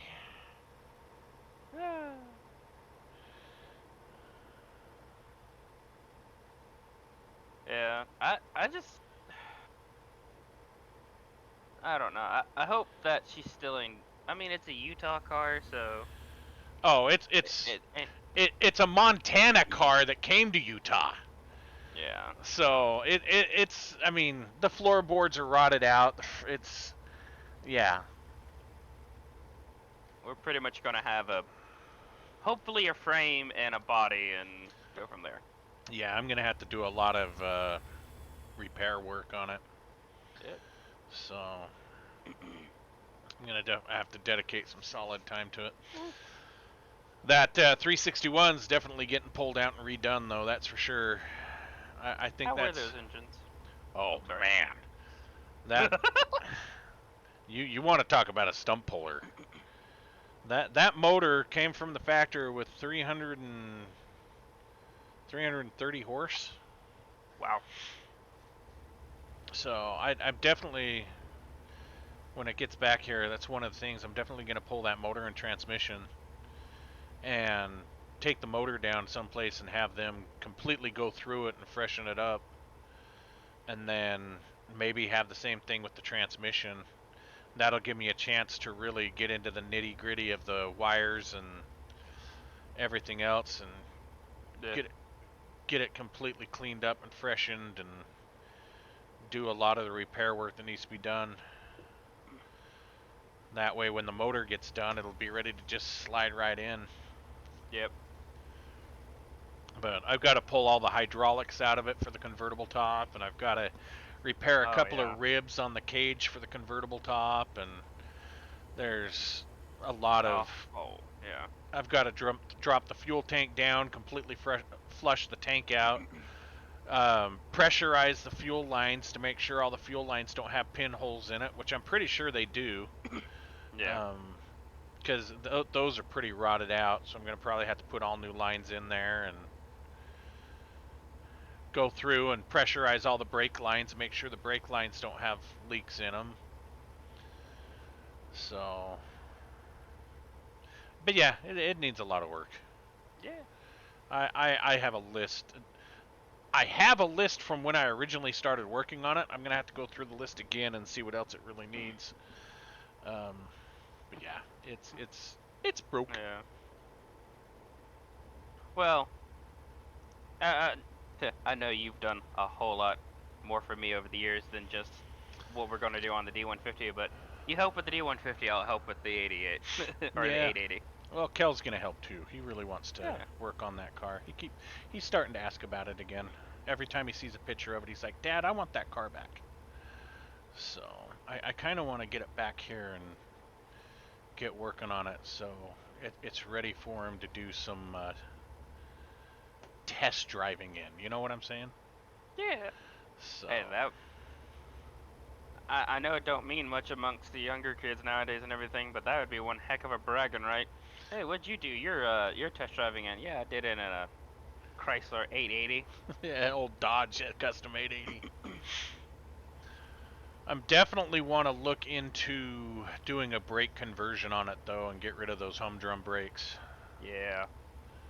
I don't think I'm gonna go with 4-wheel. I think I'm just gonna go with front wheel and leave the rear drum. But I definitely don't want drums on the front of that thing because just with the age and everything, I want to be able to have stopping Yeah. power with it. Yeah. Also, forgive me for distracting real quick. I didn't really realize what state we were in until we just ran through that town. Yeah, that's Primm, Nevada. So we just rolled through Primm. That's right there, kind of at the California-Nevada line. Those other searchlights you see off there in the distance are Vegas, Uh-huh. but it's not that close in real life.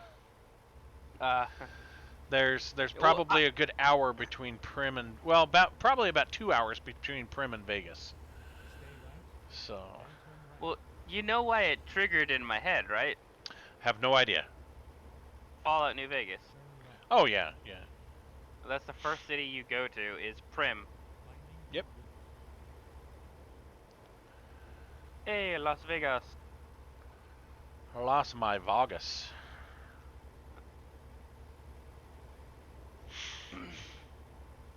I have driven this road a lot.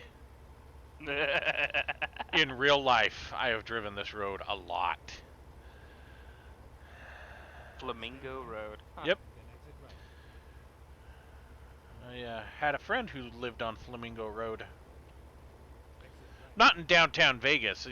That road runs pretty much the whole length of the whole city. Oh, And really? She was out there in a lot of the housing developments out there off of Flamingo Road. But there's a place that we've got to go if we want to take the long way back. And we go up, we take the 40 out, and then come up through Nevada, or go back down through Nevada, however we want to do it. Yeah. We need to stop at a steakhouse called Off the Strip there in Vegas. You want some of the best steak you'll ever have in your life off the strip, man. Oh, Hey, amazing steak. I'm totally down for a food tour as we go out and in. Yeah. A lot of it depends on how much time we have. So I'd like to be able to take 2 or 3 weeks, but I don't know if I can get that much time off. Well, I mean, Because it's going to be, if we push it heading out, it's going to be 3 days out there, right? Yeah. Because you can only get about 800 to 900 miles under your belt a day, and it's 2,100 miles. So Yeah, that's on a good day. yeah.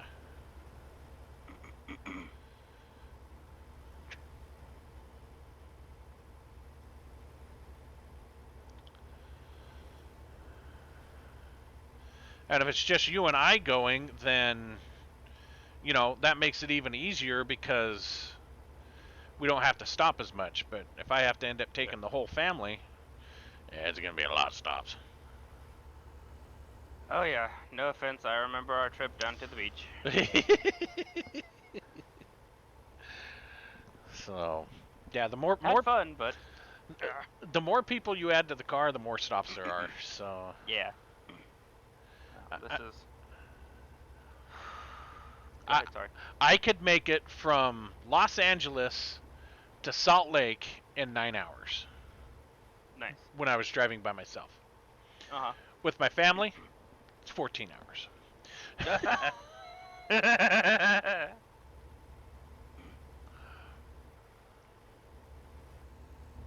Ooh, that looked tight. Yeah, that's why I slowed down. This is Virgin River Gorge. It I just said is that looked tight. it is one of the windiest and narrowest gorges you will go through from Vegas up into Utah, but it is an amazingly beautiful drive.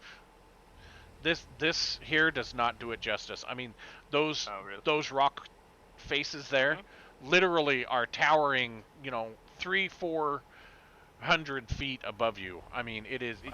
it literally is the river has cut its way through a mountain. Yeah. And they built the road across the top of the river. It's just beautiful going through there. But it's 55 all through there. Good. Yeah, no wonder you went up through Virginia like it was nothing.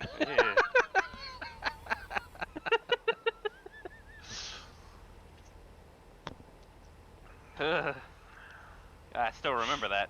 Yep. Yeah. I mean, that brought back some PTSD real quick. You'd never been on a windy canyon road like that, have you? No. That was old hat stuff for me, man. That's my stomping grounds.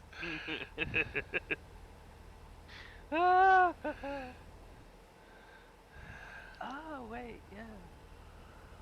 What is today? Today's the 5th, right? Yes. 25 more days until Nitro. Oh yeah, that's right. You guys are going to that. Yeah. We haven't told Kel yet, Ah. so he's gonna be super excited. Yeah. They've got that reptile convention up there in Virginia they want to go to as well, but that's the Friday before. So he's gonna have an action-packed weekend. It's gonna be awesome. So I'm just happy to see drag racing for the. As sad as it is, for the very first time in my life. I've never been to a drag racing event ever. I mean, I used to do drag racing, so it's I know nothing for new, Yeah, it's- for you, yeah, but this is something that I've always wanted to do. I've always wanted to build a car to drag race. Nothing like funny car or rail jobs or anything, but like the Hemi under glass and stuff like that. You don't even need to build something to drag race. You can just do a regular stock vehicle for Sick Week, man. Huh? You take. We get that D150 done, and you Yeah. get your Dodge, your Dakota done. You could take both those to Sick Week, and just run them down the track. You literally could. Huh. It doesn't have to be anything fancy. They've got divisions for everything, Yeah. And you really, the whole thing about Sick Week is you're just going to better yourself, right? You're not competing against anybody. You're just doing to make it, have fun and see cars and meet people and enjoy the time, right? Mhm. So, Oh. I just thought about something. what's that? I know it would be expensive, but hee we can redo the paint on the D150, and we can make it that really, really pretty Mopar red. We could do that. Um, Or what were you thinking? Something well, I mean, lighter? it's your truck. You can do whatever you want. I know, But it's- knowing those trucks the way I know those trucks, yeah. you'll want to go with a two-tone. So Okay. what I would almost do is go with either a nice dark cherry on the bottom and Uh-huh. blend it up into that nice Mopar red up the top. Yeah, can you see it now? Yes, That I dark can. cherry slowly working into that nice red going right up to the top of that. How sweet would that look? Oh, in the sunlight. Ah, I need to hit the lottery. Oh yeah, that's definitely a $2,000, $3,000 paint job at Paint job. least. Oh yeah. I mean, at And- least.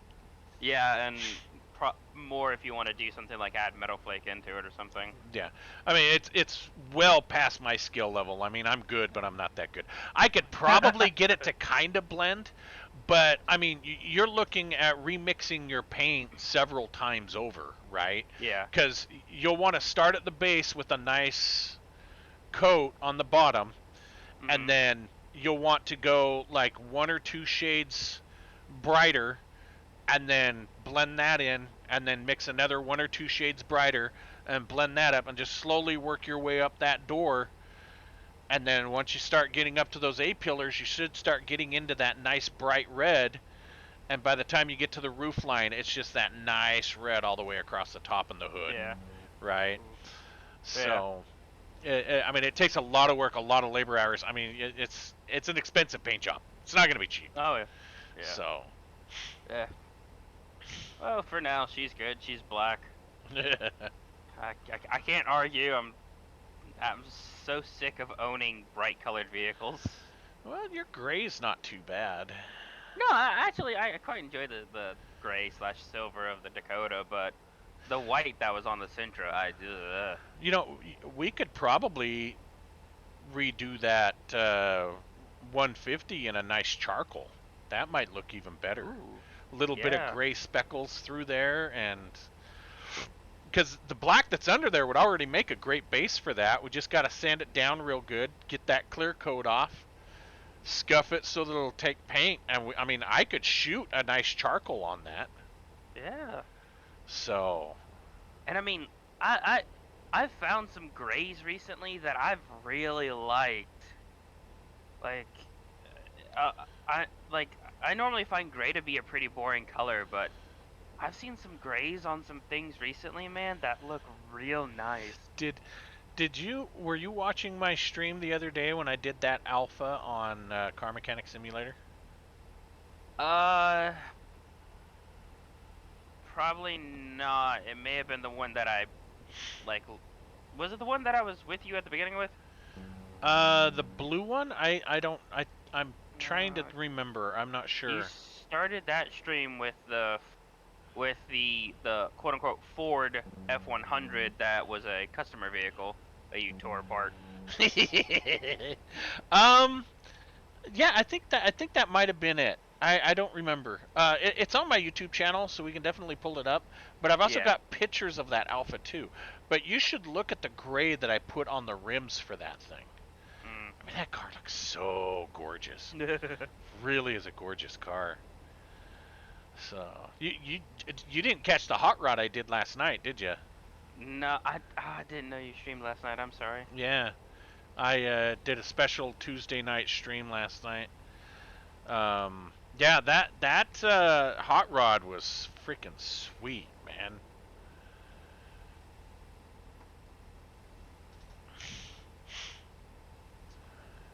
Driver Steve W. couldn't find a Jorb and had to return empty. It's one of my new drivers. Yeah.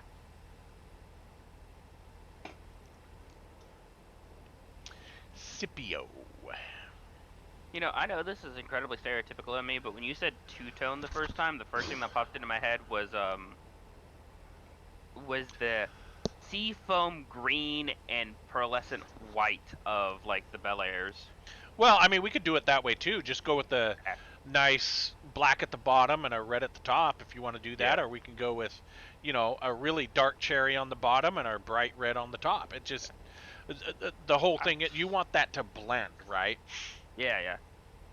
No hard line unless it's separated by. With the Bel Airs, they had chrome lines like pretty much in the middle that separated the two paint colors. Right. Well, and I think this So. truck has some chrome on it, doesn't it? Yeah, I'd have to look at the pictures again. I seem to think it does. I think it's got a chrome strip that goes down the side of it, but But I mean, I really, now that I'm envisioning that charcoal, that gray with like just the black specks in it, I'm really liking that. Like, don't get me wrong, the red is nice, but yeah. Oh yeah, no. that gray I think would really hit well. Absolutely. No, and with it already being black, I think it would be an easier transition. Because Yeah. that way, even And if you pop open the hood, it's still going to mix in with the paint, right? Yeah, and it's once again something that you and I can do, and Yeah. can more things I can learn how to do, because I mean, working on the Ranger, I mean, I didn't learn much putting the spaces on because that's just bolts and bada bing bada boom. But we wired up some lights on the front, so I got to learn how to do basic wiring and run that through the engine bay and through the firewall and stuff like that. And I mean, honestly, the sanding and painting for it and everything, that was also a decent experience too, because I didn't realize of course, granted, we didn't take it down to bare metal or anything, and it wasn't the most professional, but it still gave me a perspective of how much work actually goes into that stuff. Oh yeah, yeah. And if your clear coat's intact to where it's not peeling, or you Yeah. don't have any real bad spots in your clear coat, you really only need to scuff it and get a good scratch on it so that it'll hold the paint. That's really the whole reason why you're sanding, is to Yeah. just give that new paint something to adhere to. Because if you just shoot straight over that clear coat, that paint's going to be peeling in, a year. And Yeah. that's where your a lot of your labor with painting comes from, is the prep work, getting it ready to paint. Mhm. And people sit there and think, well, you only spent like $150 in painting material. Why did it cost me $4,000 to paint the car? Because there was like 9.5 to 12 hours of labor in there, Yeah. Yeah. Sanding, cleaning it with acetone, taping body lines or non-paintable objects. I mean, I mean- I guess we could have painted the entire car and not charged you for the paint on the windows, hubcaps, everything Yeah. else, the mirrors, and we'll just shoot the whole car and not worry about it. Here's your Yeah. car. There's paint all over it. Well, you wanted it for $99.95. What do you expect? That's the I got a buddy who can do it for cheaper down the street. That there was a guy that used to advertise all the time called Earl Shive, and he used to say, "I'll paint any car for $99.95," and that was pretty much the quality of paint you'd get too. I mean, he got the hubcaps, he'd get overspray on the mirrors, everything. And it's just, yeah, the car was repainted, but you got a lot of extra paint with it. We call that the Earl Shive special.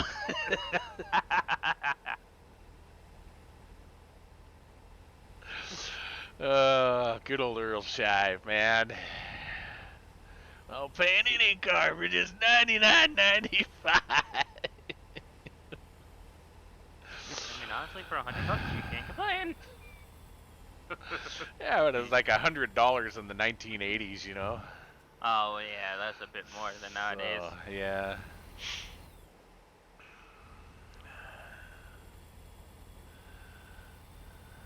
Nah, and rims are going to be another thing, because the rims that are on it, I can't remember if they're like factory steels or if they're mix match because of what he's taken off of it and put on it as That's- spare stuff like that. That's not a But big that's- deal. We can get rims yeah. out at the wrecking yard.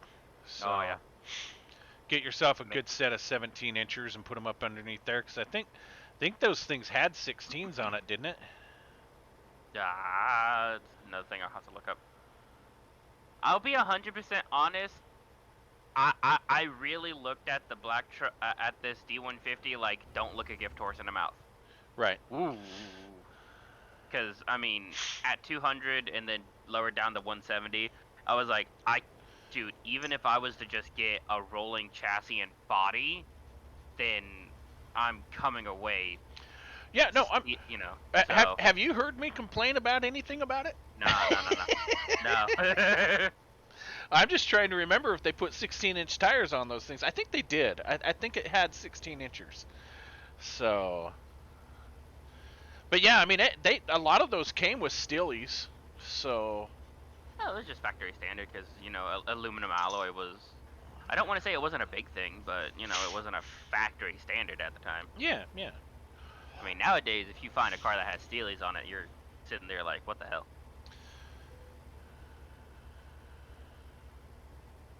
Well, I Did they mean, even release? did they even release what?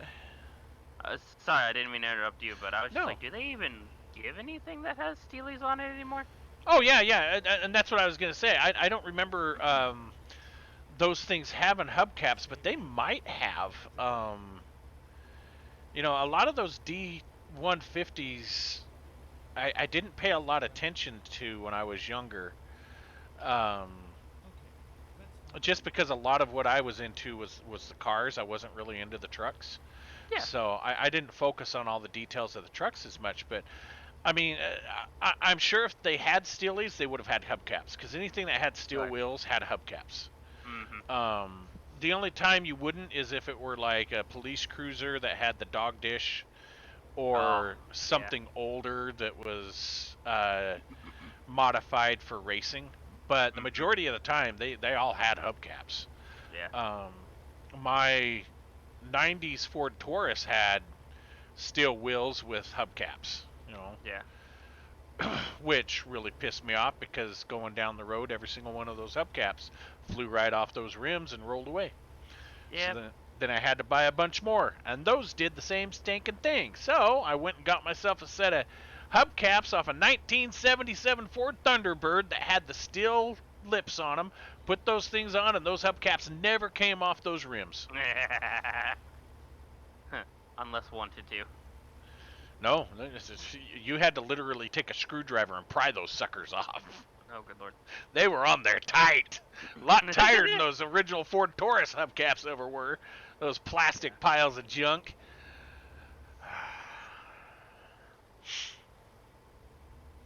Yeah, it probably had Steelies on it. Yeah, Wouldn't when we surprise me if deliver it this- did. When we deliver this load, I'll look up the OEM size. Yeah. I want to say they were probably 16s Yeah. with like a 275, 70, 16 or something like that. I'm gonna laugh real hard if you were like somehow right on the dot. Oh, I know I'm not right on the dot, but I'm just basing that off the tires I have on my truck, your truck, and the Jeep. So Yeah. that's really what I'm basing that off of. That's a wide variance because mine came originally with 15s and now it has 16s. Yours are what, 19 or 20? My truck are 18 inchers. 18. The ones on the Jeep were 17 inchers.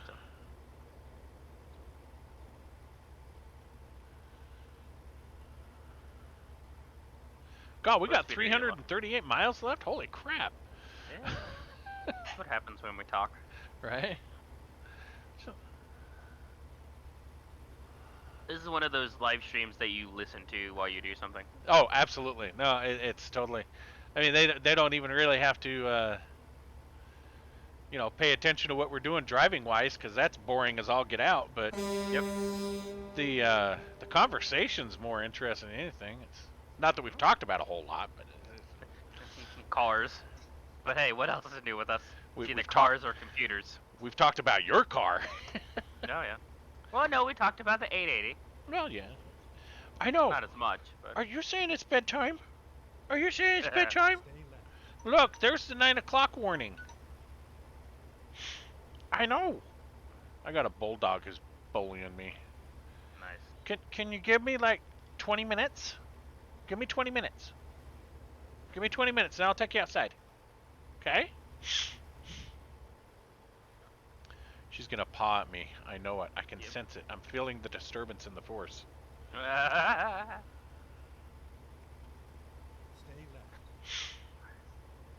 Oh, also Steak to night. answer your question on what the tires looked on the Ranger before we switched, before they switched over to the current ones, bald AF. So, With wires showing. yeah. So were the wires on the inside of the tire or the outside of the tire?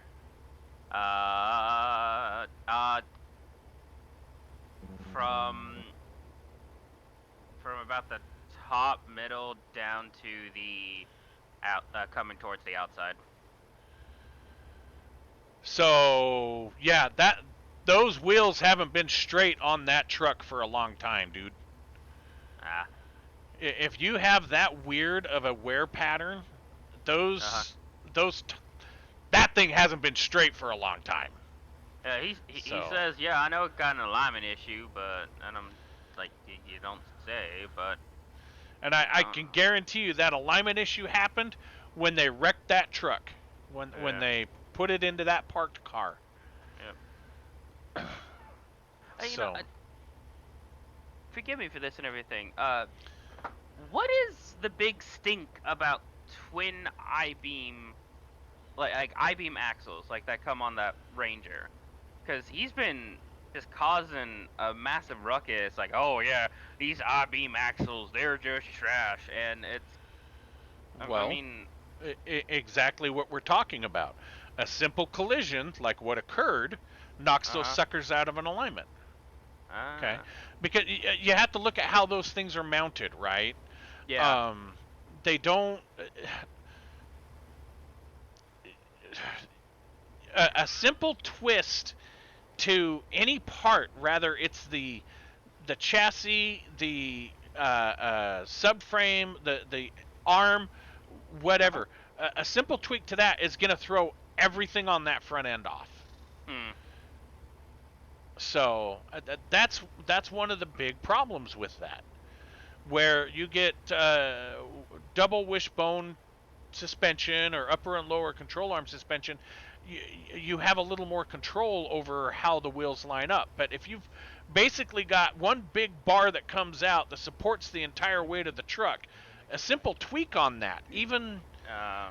hitting a pothole just right, is Mhm. going to cause that wheel to become cockeyed in a way Are that we- you'll never get it lined back up again, right? yeah. Did we need to turn there? That's what my GPS said. Oh, yeah, because now we're going around Rollins instead of... Sorry, Yeah. I was busy Yeah, you're talking good. about the... I noticed that it was weird that the hogshead is like off center from the axle. Yeah. But that's more for how the ring gear sits inside Mm. than anything. You'll find that on a lot of axles to where it'll be shifted off to one side or the other. Yeah. It's Well- all just in how the ring gear and the planetaries are set up. Okay.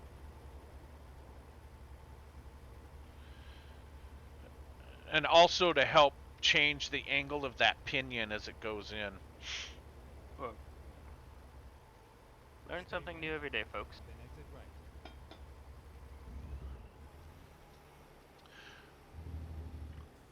Especially if it was like a four-wheel drive. Yeah. And it is. Yeah, those often don't line up when they're four-wheel drive. Just because of where the transfer case sits and everything else, and they've got to offset it slightly.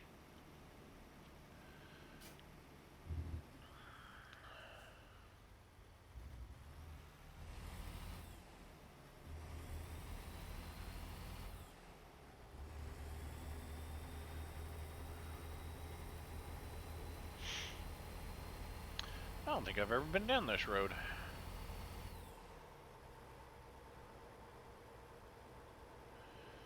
So quick, let's drive 900 miles an hour. Then turn right. Yeah. It's probably good we came this way because I haven't been down this road yet. Turn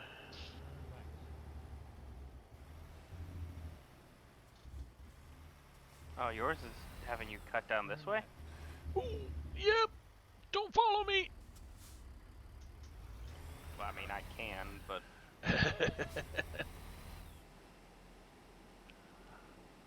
I have a way shorter turning radius than you.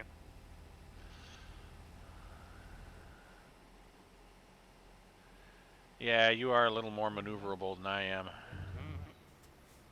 It was my entire reason for looking for a mod like this. Ooh, Hoot! don't come this Don't way. hit- I thought that was a little smoother than it was. I didn't realize it was gonna be a cow catching ditch. When I saw you stop, I slammed on the brakes and turned. I was like, yep, nope, let me not follow that line. That's definitely a cow catching ditch. You know why it's a cow catching ditch? Why? Because a cow falls into it and rolls down the hill. Oh.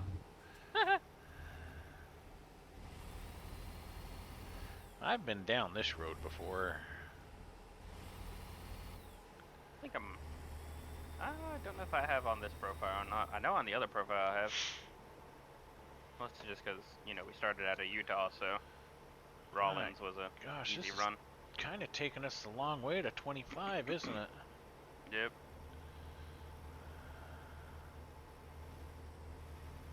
Go straight. I'll try and go straight, but the road's turned, so.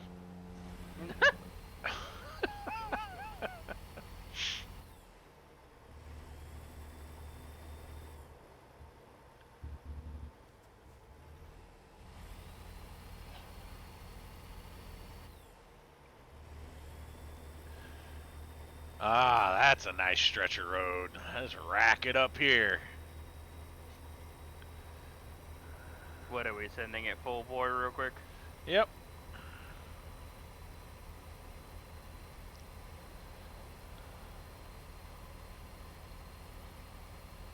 And before he flips, ladies and gentlemen, I made it! barely.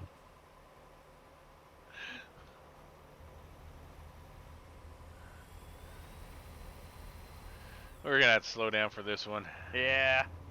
I think 120 is not advisable. Seeing as how the sign says 55. Stay right. Yeah, so that should mean 80. Or 95. Go straight. You didn't slow down as much as I did. Well, I was also starting to accelerate on the turn too, so. Yeah.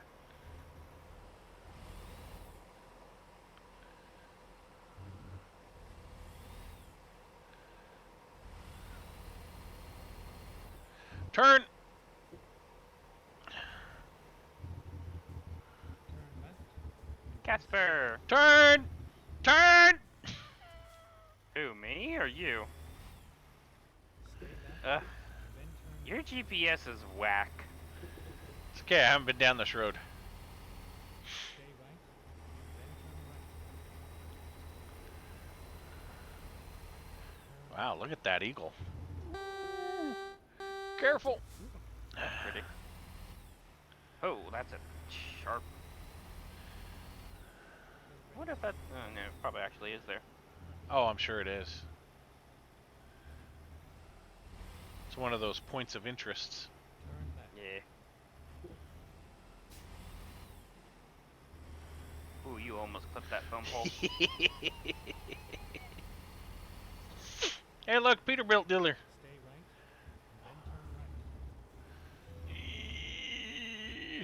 Then turn right. Alright, it discovered it. I just wanted to discover that dealer. Jeebus. Hey, I've been down this road.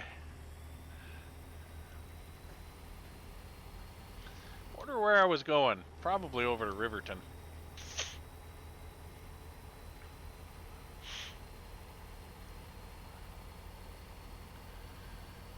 I'm starting to drive reckless now. What's wrong with us? We're tired. What? We're also having fun. That doesn't. That sounds like my least favorite thing to do.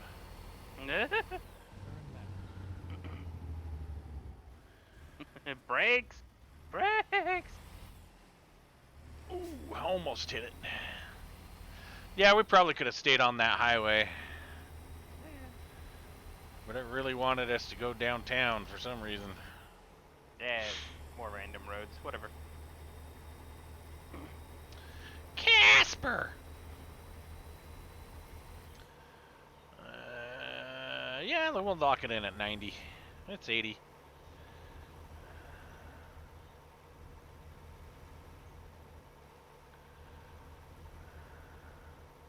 $128 miles.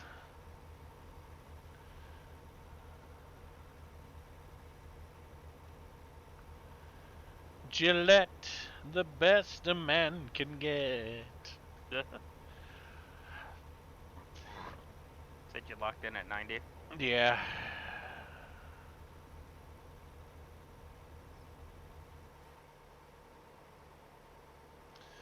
Falling down a hill. I don't know if it's a mod that somebody has or something, but I've seen some clips from people that stream this and they have like the full setup, you know, Uh-huh. and they'll hit something and go straight over the edge of a bridge. Well, as long as there's no invisible walls, you can jump things in this game, so A mod to get rid of all the invisible walls. I would love that. I would absolutely love to have a mod that gets rid of invisible walls. Because they put some of those in the most inconvenient place. Mm-hmm.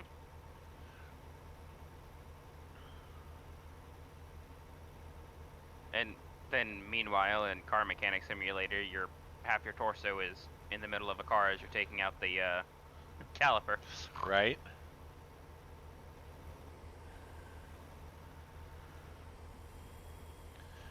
Boy, how long is this stretch of road? It's going to be turning here soon. I was going to say, this looks like a nice stretch of road to really ratchet it up. It's a pretty drive as well. Oh, Wyoming's beautiful country. Really, really is beautiful country. That's why I say, depending on the route we want to take, Yeah. you know, if we want to go out via the 40, then head up to the 80, we could definitely head out that way. And then coming back, if we want to go down to like Vegas and then cut across the 40, we absolutely can do that, you know. All of it's amazing country down through there. And you'd pretty much get to see a lot of what is Utah doing that. Mhm. So it just depends on how you want to go and the route you want to go. So Hey, I mean, it's your drive. It's technically your drive out there for your project, so you plan it, and we'll just take turns. yeah, I've just got to see. I mean, a lot of it also depends on the time of year we go out. Yeah. There's no way I'm doing it, you know, early spring or late fall, because that's just suicide. Yeah. But if we do it in like June or July, we'd have to sit there and plan, you know, what's the tourist season going to be like, especially down through all the Red Rock country and Arizona and a lot of that stuff down through there, because there's a lot of you get down into those canyons Yeah. and it's just nothing but RVs and trailers the whole time you're down there. So that's why I say a lot of it depends on the time of year we go. I'd almost want to go sometime in like maybe mid-May to late April, just because a lot of the tourism hasn't started yet. Because it's still a bit on the colder side. Yeah, it's still a bit on the colder side, and a lot of people are still doing their finals in college and schools and whatnot, and so a lot of people haven't planned their summer vacations and Vacation. What's a vacation? right. It's what we do to go get cars and bring them back. Who you? Yeah, legitimately, I my days off this week I've been spending on that Ranger, and then even my time before or after work I've been on that Ranger. So it'll be nice to just kind of. I mean, you know, still going and picking up a vehicle tomorrow is one thing, but it'd still be nice to just chill, Yeah. get her parked, return the trailer, and drive what needs to be driven, and bada bing, bada boom. Yep. Yeah, I gotta see if I can secure a trailer to get that 880 out here, cause Yeah. she's a biggin. 117 wheelbase. 170. Cool. I thought I was exaggerating with 117. Gosh.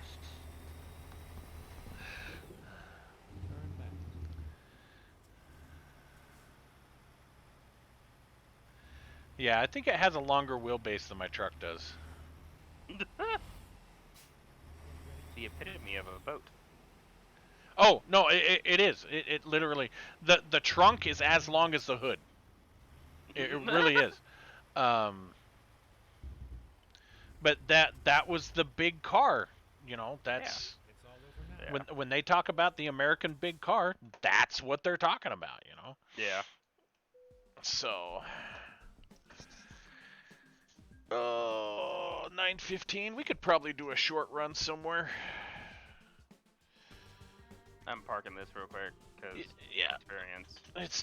it'll give me plenty of time to find a job and maybe make a few repairs to my truck and, oh, I don't want that. Ah, dyslexia. Lex Desgliga?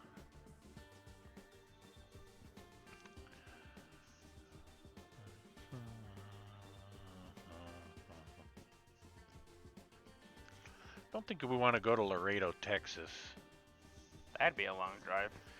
Yeah, that's another, I mean, Wyoming to Laredo, Texas, that's a long haul. Yeah.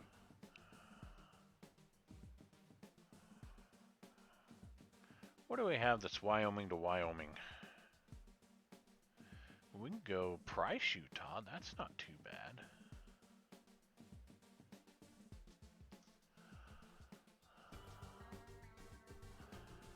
Lamar, Colorado. Steamboat. That's probably the one we should do. Steamboat Springs.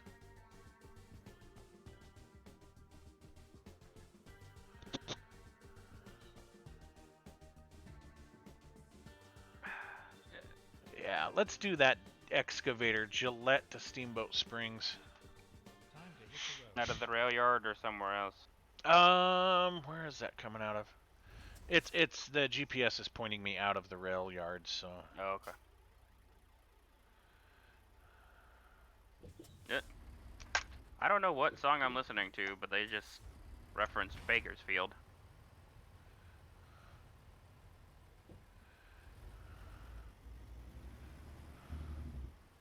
Looks like it's on the other side of Gillette. It's 54 miles away.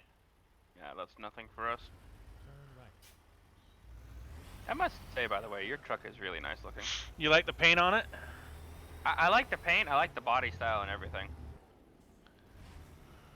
It reminds me of the B Series Mac that I have downloaded.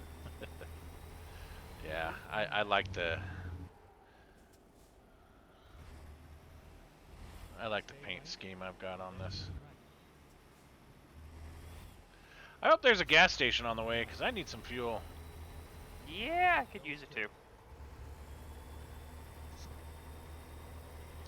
Yeah, there's a few gas stations for where we're going. We could stop at this one, or do we want to keep going? Up to you, don't care. Alright. Just let me know ahead of time. Ooh, jeez. Shit. Pardon my French. Sorry. Ooh. You did the same thing I did. I tried taking it a whole lot sharper, and it did not appreciate that. Ow! How's it going? A pylon did 11 damage. Dude, I saw your back end whip out. You are drifting around these corners. We should probably stop here. Seeing as how this is the last gas station, we kind of Oh, yeah. need to.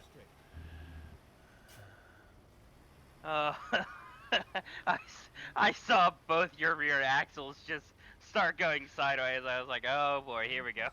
Make a U-turn. Hey! You reverse on me? What's wrong with you? Oh wow, I suddenly have $261,000. You've been getting some big loads. That's what she said. I'm sorry. Har, har, har. I'm sorry, but you can't give me ammunition and expect me not to shoot. Yes, I'm gonna repay that loan back just so it doesn't continue coming out.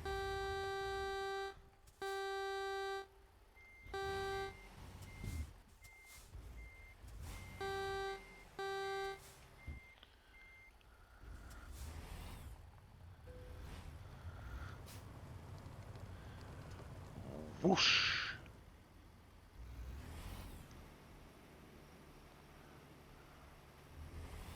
Stay left, then turn left.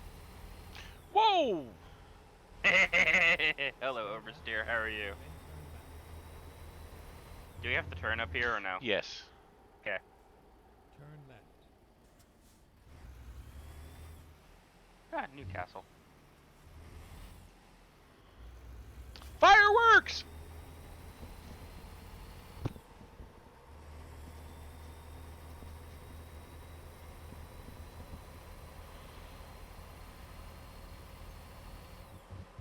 Go straight. I think we're going to where that smoke is rising. Ooh. Might want to hit the brakes. Yeah, I hit the brakes! I hit the brakes! Left.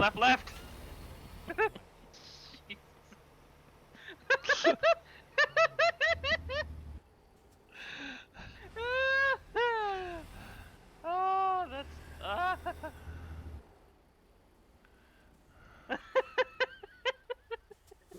Professionals here, ladies and gentlemen.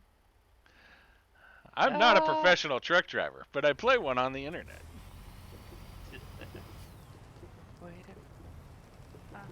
I guess I'm going the long way. No.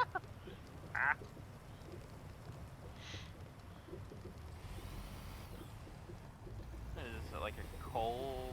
Whoa! Oh, Okay. You good? Yeah, I just kind of lost traction on this dirt road. Back end slipped out from underneath me. Yeah, this is some kind of mining. Could be coal. There is a lot of coal up in this area. Well, that's what I saw over by the train tracks, but that also could just be miscellaneous pile of rubble.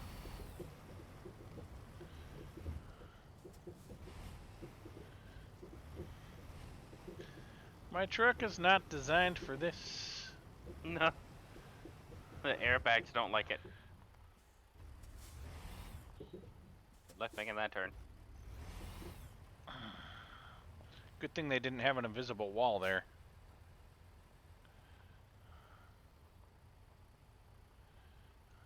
You have arrived at your destination. I have arrived at my destination. Alright, we want the Gillette to Lamar, Colorado tractor. Oh no, we wanted Steamboat Springs, didn't we? Yeah, the Steamboat, excavator. yeah. Yeah. Take job. Let's go.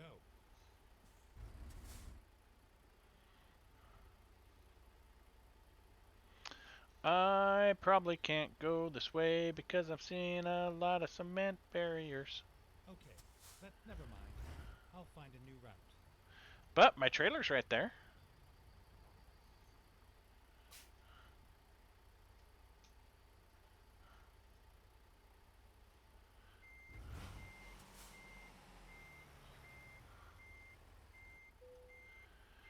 You're picking your trailer up in a different area, aren't you? No, I'm like right on top of you, or right next to you. You just followed me around then? No, I went around the left side of the building. Uh, I'm not that daring. you went the easy way. I went the way that didn't cause me damage last time we were at a mining facility. Thank you very much.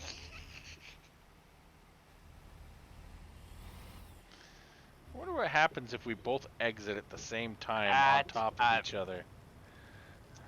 I'm good. Not wanting to test that right now. That's why I hit the brakes. We're gonna have to test that. I want to test that theory with Brian. Open the gate! Open the gate! Open the gate! Open the gate! I swear I saw your truck get to a stop. That's because they Like wouldn't you open locked- the gate. And this is what it looks like when we lock up the brakes. You're taking So the what is- cheater way. No, I didn't drive this way last time, so I'm getting it off my map. What in the world? What is this smoke supposed to be resembling? Like, Dust. I guess fair. It's a rock quarry. Yeah.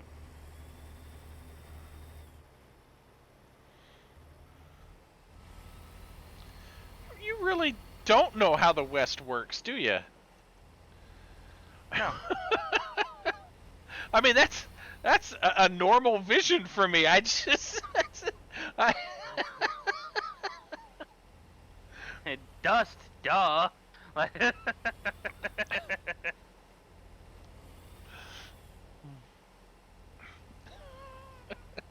Geography was not one of my strong.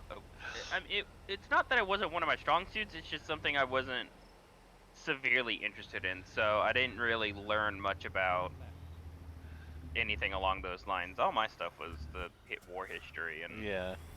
stuff. Which incidentally also coincides with geography, but Well, mostly. yeah, I mean you don't want to confuse the Maginot and the Gothic line, because God forbid you confuse you confuse French people with Italian people. Hey, Jester, how you doing, man? Yeah, this is Multiplay American Trucking Simulator. How you doing, man? Haven't seen you around in a while. You been keeping busy?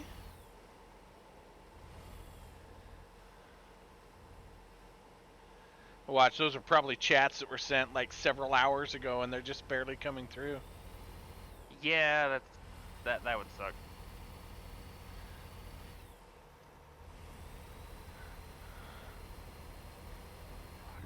Ooh, slow down. Mm.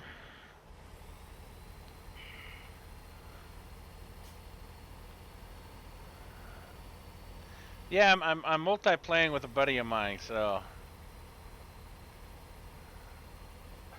Oh, Not you've been your buddy, moving, huh? pal. Yeah, your buddy, old pal. Are you moving cities or just moving apartments? Go straight. Oh yeah, this game is huge multiplayer. It's very Yeah. big multiplayer. It's got a great single player mod and it's got a great multiplayer mod. We usually get 3 or 4 of us on here at the same time playing, doing convoys. So, and I wanted to do this and I didn't want to do Yeah. it alone, so my buddy Devin got on with me and we're just cruising around here. So, Yep. Trying not to tip over. Topsy-turvy. yeah, we are doing this these roads at 95 miles an hour, It doesn't feel like it. That's the annoying part. right? Oh, right on. Is that out of necessity or just because you wanted a different place?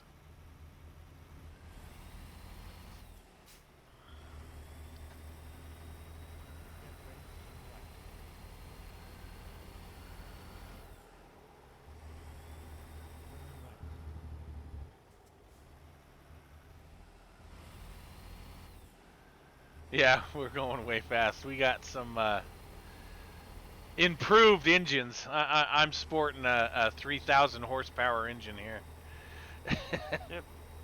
The difference between our trucks is he has a 20 speed, I have an 18 speed. Yeah, a lot of the apartments are just getting stupidly expensive all over the place, man. It's it kind of sucks. There's a lot of people who are ending up homeless just because they can't afford the increase in rent, but they have no place to go because they can't afford the increase in rent. It's really sad. Ow, Polly, I know. I said 20 minutes. You waited the 20 minutes, and I didn't do anything, did I? Oh my gosh. Yeah, I've got a bulldog pawing the crap out of me over here. Exit right. Yeah, no, I mean, Oh! you can have. Just keep going straight. Never mind. Yep, Ignore me. That's what my GPS says. I think I've got mine set for shortest route, and for some reason it thinks getting off the highway and going those frontage roads is a shorter route. Oh no! No, barely touched you. I saw that coming from a mile away. I thought I had slowed down, but I tapped the brakes just wrong, I guess. First roll of the night, baby. Let's see where it takes us. Yes. I hope it doesn't take us clear back to, Let's find a new route. we were in Gillette. I hope it doesn't take us some crazy place. That's gonna... Welcome to Salt Lake. Landed at 1010. See here, what did it take me? You're Took close me to Casper. Casper. Yeah, it's not Okay. too far from where we were at. Nah. All right, let's repair my truck. I don't know what my load damage was, but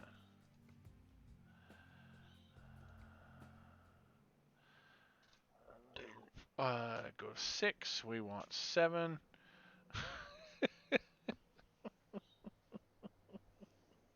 Cargo damage 17%. Trailer damage 58.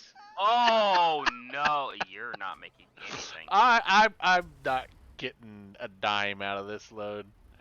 It's a good thing it's the last load for the night, then, I guess, huh? Yeah. Ah, man. I just saw it. Ah! Go. Just hit the sign. Hey, what's an extra couple points? All right. Stay right, then turn left. That's okay. You need to come down this road anyway, didn't you? Yeah, I'm coming down through Poplar right now. You know, I probably wouldn't have wrecked it if I wasn't distracted by a bulldog. Probably, but you know, a frog wouldn't bump its butt when it jumps if it had wings.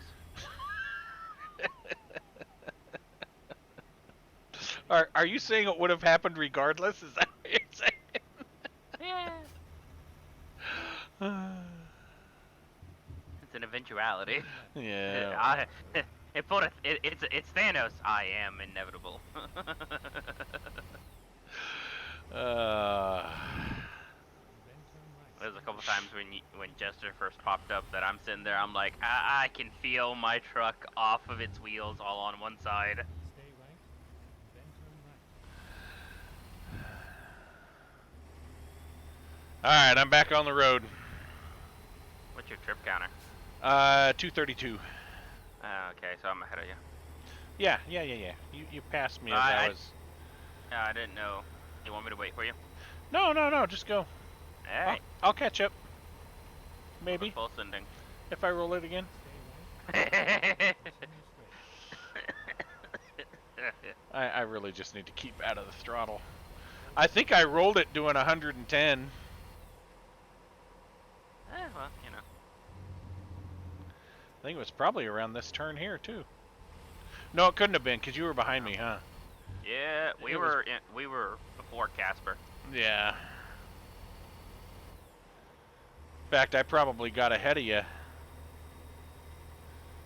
But Yes. trying to get out of Casper took me a little longer. Yes. How fast are you moving? 104. And you want me to catch up to you? Alright, I'll slow down. Why is Dolly Parton playing? What is she playing? It's 9 to 5. I don't hate Dolly Parton. I just Yeah, she has so many other good songs. I don't know why they repeatedly beat everybody over the head with that song. 9 to 5 and Jolene.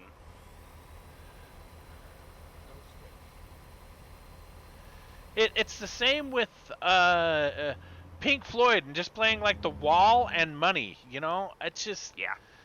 there's so many other good songs from Pink Floyd and they just never play them. Yeah. But it's like the only Def Leppard song I can point to you that I know for sure is Pour Some Sugar on Me. Yeah, yeah. Pour Some Sugar on Me. The other one from Def Leppard that they play a lot is Photographs. But then again, Def Leppard didn't have a whole lot of songs that were radio edited, so I can kind of understand why they don't play a lot of Def Leppard songs, but Yeah. there were a lot of songs that were radio edited for, like, I mean, especially Dolly Parton, right? Yeah. She had almost an entire album that could be played on the radio, but they don't play it. I just, No. hey Vulcan, I didn't see you drop in. How you doing, man? Yeah, Bring on the Heartbreak. Yeah, that's the other one. I just something about her voice just it never resonated with me. So I just like if it comes on, I'll listen to it, but it's not something I actively seek out. It's like the Beatles. You know, I've listened to a lot of Dolly Parton stuff, and I've listened to a lot of Reba McEntire, and quite frankly, I'd much rather listen to Reba McEntire, but I'd much rather look at Dolly Parton. I just, you know, I mean, plastic is a wonderful thing. those aren't plastic, dude. Really? Yeah. I thought that was always the joke. Oh no. All right, that's some Pamela Anderson BS right there. Those are all natural. Look, you caught up.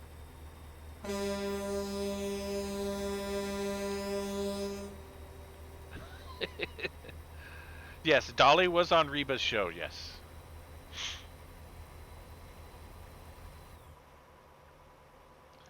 I thought I just saw history repeat itself right there, man.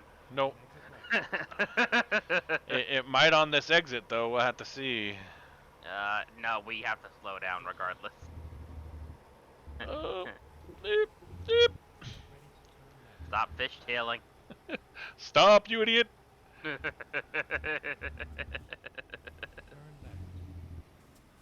Oh, yeah. Pink, my heart's with Pink Floyd, too.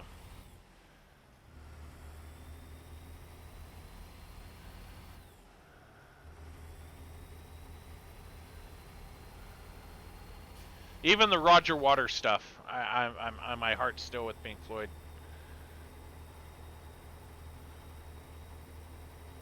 This has a lot of weird side streets. Welcome to Wyoming.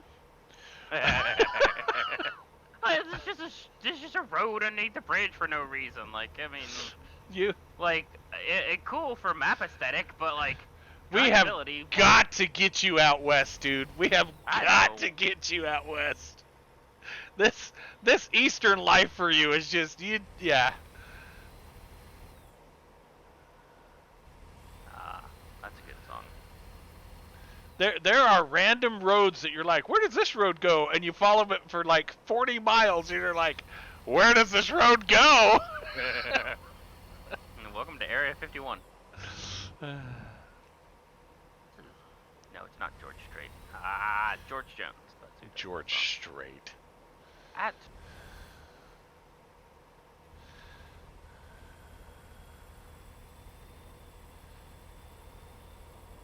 yeah, it went from playing. Oh yeah, I've listened to radio KAOS. Yeah.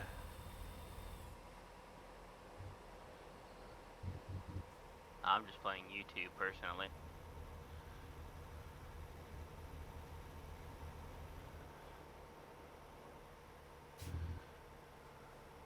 These things are 45 miles an hour down through here. Probably ought to pull it back from 90, doing double the speed limit. You know, it's only like a couple days in jail. No, that's felony speeding actually. Oh yeah, yeah. No, we're definitely in reckless endangerment territory by far. Is that before or after the 33,000 pounds we're hauling? Yes.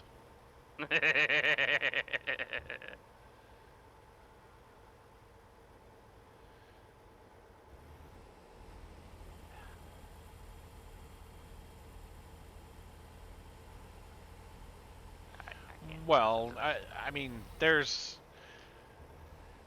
While you're partly correct, most of the cities aren't at 9,000 feet. Most of them are anywhere between the 5,000 to 6,000. And when you start getting up into the 9,000, you're into some really, really rocky territory, and there aren't a whole lot of convenience stores.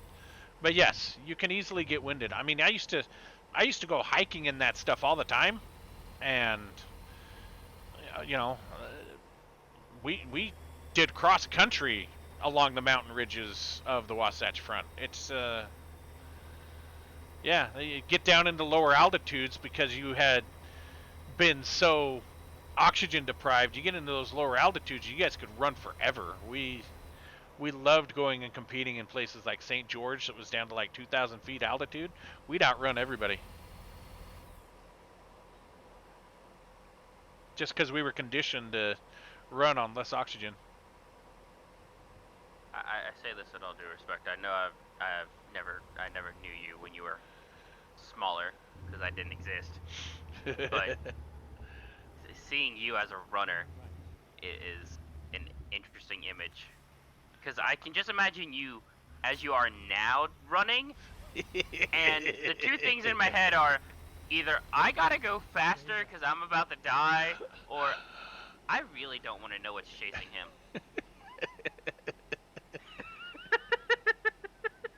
Well, you know, I was a lot thinner back then.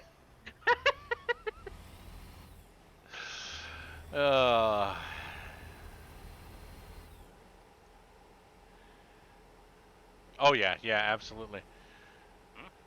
Yeah, no, 80 is the main road that runs all through Wyoming and Utah. I know the 80 very, very well.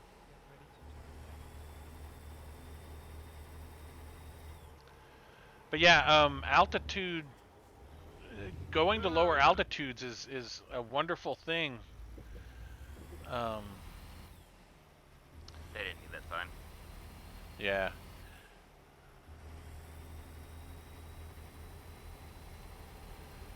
It was really a shame that we didn't get a chance to compete at sea level, because I think we would have done very, very, very well.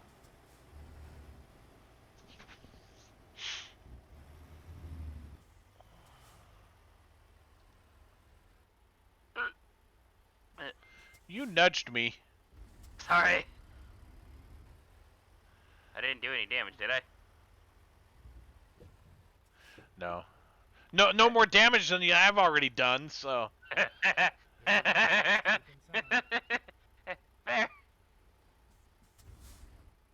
I say that as I see you like take out some barrels before you disappear. Cry. Tolerable? I don't think I've had anything lower than tolerable. Wow. Okay. Today's episode of How Messed Up is Messed Up. I just lost 15K on that whole thing. I'm I'm walking away with $6 grand and 150 experience points. I really took it in the shorts on that one.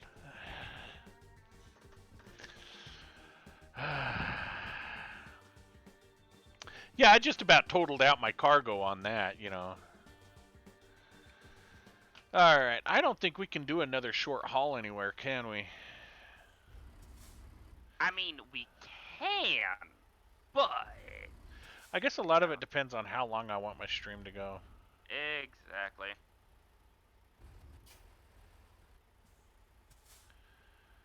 How do I get Ow. out of here? There we go. Uh-oh. Uh-oh. Ah, the building's eating me. Alright, cool. Well, skip that then. I'll have to check that out, Vulcan. I didn't know he had Project KAOS. Or Ooh, I made basically 15,000. Project Chaos. What's that? I made 15,000. Nice, good for you. Yeah. Let's see if there's another short run that we can do. Let's see. I really don't think so. I can see what there is. That's Helena, Montana. That's pretty far. I got a. No, that's all the way out of in Butte or Butte. That's Twin Falls. Steamboat to Pueblo. Yeah, we could do Pueblo. It's an all-terrain terrain, 77,000 pounds. Yeah, why don't we do that one? That'll be our last run for the night. I don't even see that one here on my list. I'm looking at jobs from this company. Oh, from the company? Yeah. Oh, Well, I clicked on Steamboat Springs, so I'd see anything that's in Steamboat Springs. But that's okay. We know that different jobs appear for different people for different reasons. So, yeah, go ahead and grab that, and I'll follow you over there, and we'll. I did. You can go ahead and accept it and come over and get your trailer. Oh boy, this is a big one. That's what she said. Is it an articulated? Yes. Ting. Take. Save These are those job. fun trailers. I like lowboy trailers. Yeah. I hate towing with some of these articulated trailers sometimes, though. I know. I'm sorry. It was the closest one though. So. Hey, how's my stream doing for everybody? Is everybody getting good quality, and is it smooth and sounds good, or is it really terrible? Because I've made some changes in having it encoding, and I don't really know how good the quality is. I try and watch it, but sometimes I don't trust it. Seems good. Okay. Quality's good. It seems on par. I will say good luck getting out. Oh, really? I'm having trouble, and my truck is like 5 times more maneuverable than yours. Well, maybe my trailer's in a different location. Not the issue.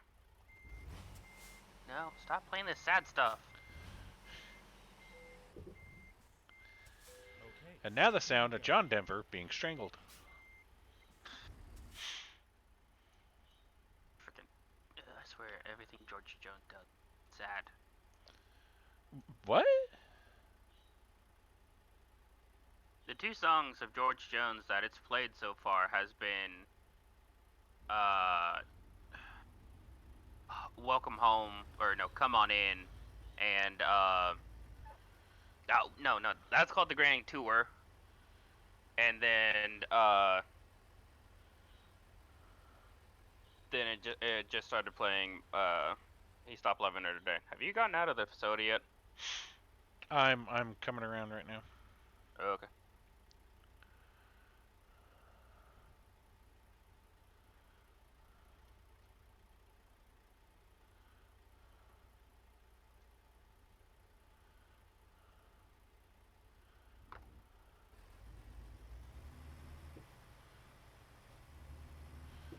What's so hard about getting out of here?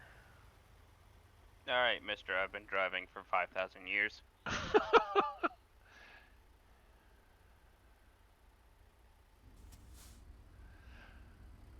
No, I don't actually. She generally goes up and watches other shows while I'm streaming, or she'll play something else. But I'll usually upload it to YouTube and see how it looks on YouTube, or watch it on Twitch a little bit. But I basically I've got my beautiful and amazing 7K Ryzen now, and I'm using the iGPU to do all of my video encoding while I allow my dedicated video to allow me to run the resolution and settings that I want on my video card. And it's actually been working really well. I have not had a single game drop any frames, and I've been running them at the resolution that I always play at. So I'm really excited, and it seems like the encoding's going fantastic. So if you want a great streaming machine, get yourself a Ryzen 5 7K or a Ryzen 7 7K. And use that integrated GPU for your encoding in OBS or whatever you use, because it's fantastic. Now that that little promotional shtick is over, watch me crash it here. This is actually taxing my truck. Is it? Going up that hill, coming out of there, yeah, it was actually, okay. Oh, yeah. It's only It's very 77,000. Only.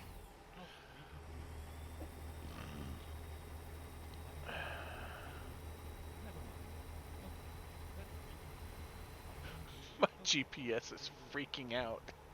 Yep.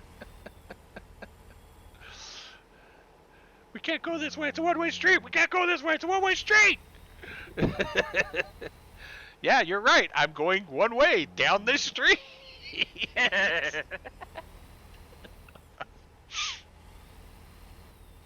I am not going to park this one, I'll tell you that much. I don't think the articulateds even have a parking option. I think it's either place it here or forget it. Yeah. 77,000 pounds and it's only like a $20,000 job. That's some BS. Well, it's only 300 miles or 400 miles though. Yeah, that's true.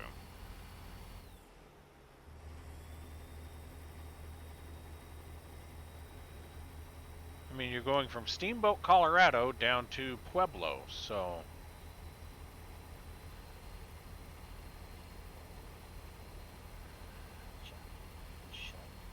Stay right, then continue straight. your truck is struggling. My truck is just pulling it like there's no tomorrow. I may not be giving her as, yeah, no, I think this is definitely where, ah, Yes, no, it's not a no traffic mod. It's a setting in the game to where you can select no traffic. We also are playing with no fines and no sleep indicators. So we Yeah. never have to stop to sleep, and we never have to stop for traffic, and we can drive 100 million miles an hour and not have to worry about cops. We can run red lights. We're madmen in this game. which is why he flipped over. What? I did not. I did not roll the vehicle. There was no video proof that I rolled the vehicle. That was some crazy dream you had. I don't know what you're talking about. Alright, Donald Duck, Mr. Fake News. Oh yeah, no. You go into the setting. There's lots of check marks you can do. Yeah. I'm So, pretty sure you can also turn off damage if you really wanted to, but at yeah, that point, then it just becomes a bumper car race. yeah. At that point, it's just like, what are you playing for, right? What are you really? Yeah. I'm playing Ah, to that was just too sharp, drive that and was too sharp. relax. was too Drive and sharp. relax. What are you playing with, a knife there? Put the knife down. What's wrong with you? I almost met I almost met a pine tree. We're in National Park. Now this looks like it'd be a pretty drive. Oh, yeah. You get up into the mountain ranges, all of that there along the Rockies. It's magnificent. Lots of pine trees, aspens. Occasionally you'll come across a really old oak tree. One place I've always wanted to visit is the Red Oak Forest. Oh, the Redwood Forest there in Northern Yeah. California? Yeah. Though Yeah. that's a beautiful trip out there too. So, yeah, that's all Northern Cali. That's up around you know here on the map where it's Redding. That's all up around the Yeah. Redding area, and, Ah. and Southern Oregon. That's where all of those redwoods are. It's interesting to see that. I guess evolution of the tree or whatever make them grow that big. I mean, of course, they've also been growing for X hundred amount of Thousands of years. years. Yes. They're some of the oldest trees on the planet. what did we decide to do? We decided to build a road through them. Well, through one of them anyway. Yeah.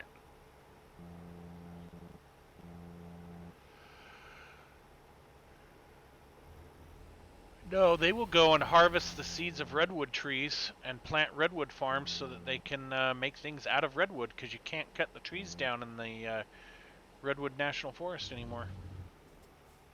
But you can harvest the seeds. Fair. I mean, as long as there's no like diminishing return, well, I won't say diminishing, but as long as you're not hurting the population, then fine. Well, and that's the plan, because they are pretty much indigenous just to Northern California. They're not found Yeah. anywhere else. But I still say we take the seeds and just scatter them across the country and see what happens. I mean, you know, so what could possibly go wrong? Oak rust. Yeah, they'll start overrunning something and wiping out entire ecosystems.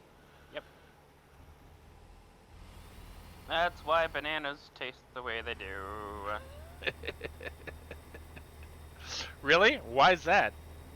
Yeah, there was an entirely different species of bananas way back in the day. Oh yeah. I mean, But when bananas they- have been so genetically engineered. Yeah, but it was a disease similar to oak rust that was just killing the entire population of bananas. So they ended up altering the genetic structure of it, so it became resistant to this plant virus, and it just turned them into what we have nowadays. I mean, according to reports, artificial banana is what bananas used to taste like. Yeah. So.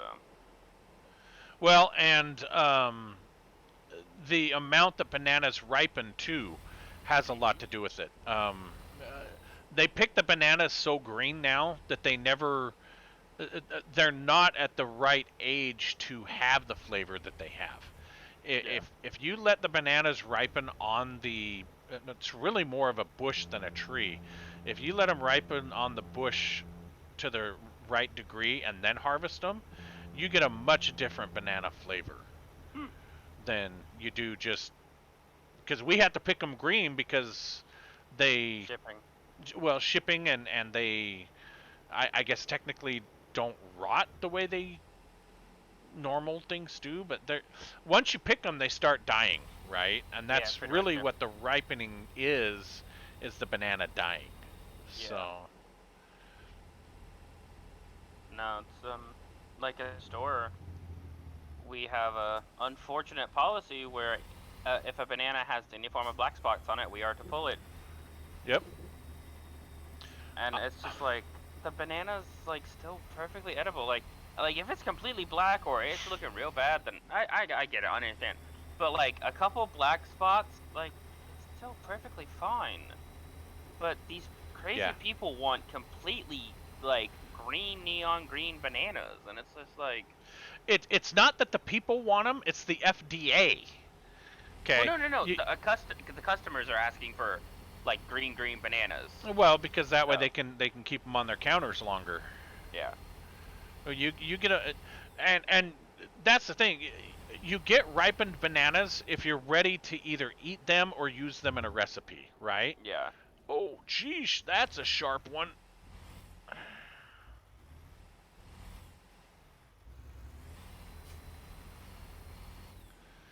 What? Why is What? it having us go this way? I don't know. My gosh, we're going through a national forest here with Hairpin County and Switchback City here. With an articulated low void trailer pulling 77,000 Right. pounds. It's my friend Devin, so that's who's playing Hello. with me. Hello. Yes, I know. We're both named Devin. It's an unfortunate experience. We're the Double D's.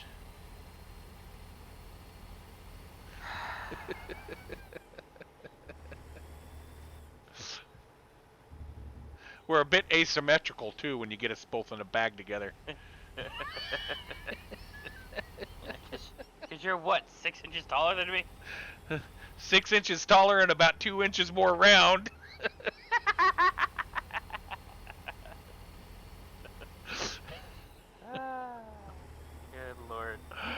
Yeah, we're both a couple of fat boys.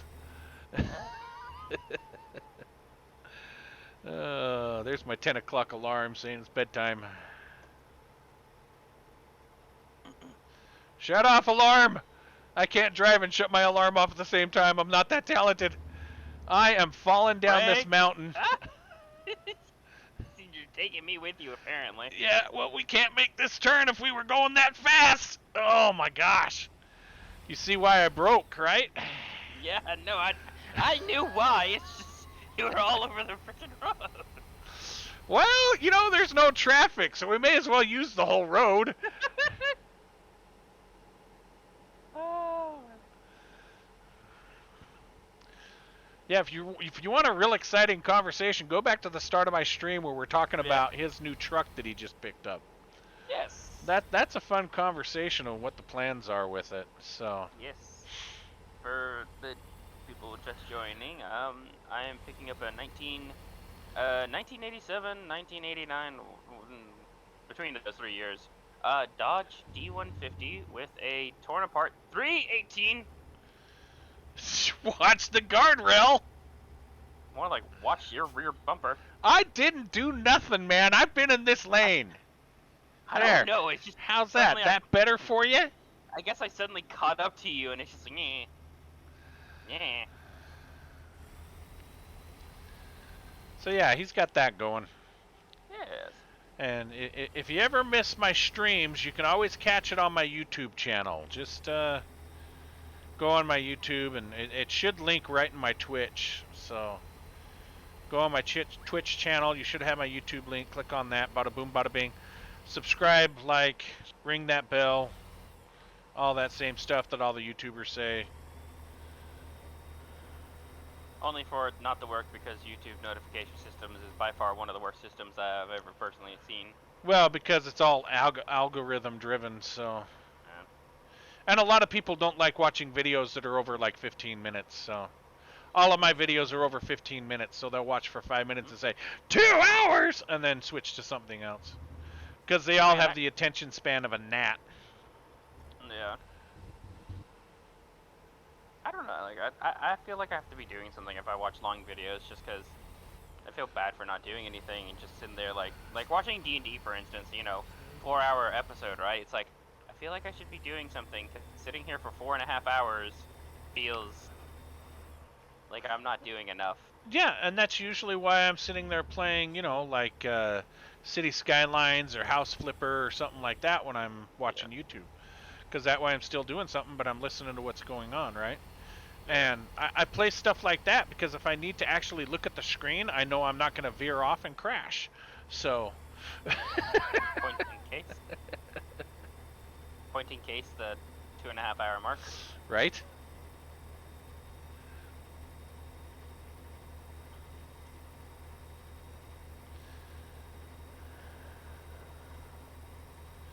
But yeah, I'm planning on doing some more Kerbal. We started a whole new Kerbal, so we got that going. We've got I've got my retro game day that comes up that I've got to start doing, and I got to get back into that. We need to finish the Space Quest series, and then we're going to move on to the Police Quest series, and we might even do some Leisure Suit Larry now. So we're thinking about Leisure Suit Larry. We also have some other retro game days that I've got planned, so we've got that coming up. Let's see here, what else? What was the other game we were talking about doing the other day? Power Wash Simulator?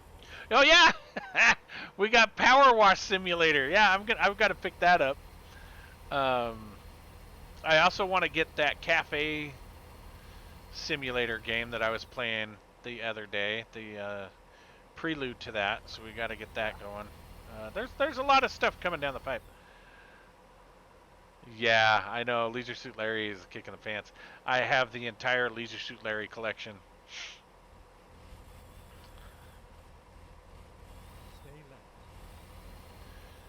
In fact, it's hilarious because you play Space Quest. I think it's Space Quest 3, and there's a lot of reference to Leisure Suit Larry in Space Quest 3.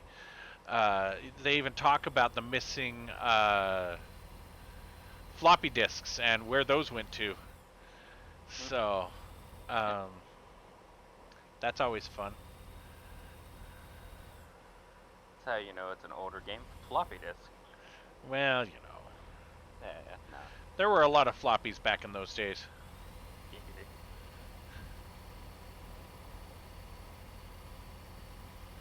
They didn't have those wonderful things like, you know, Viagra drives and stuff like that. No, no, they're Blu-rays. Ah, no. Oh.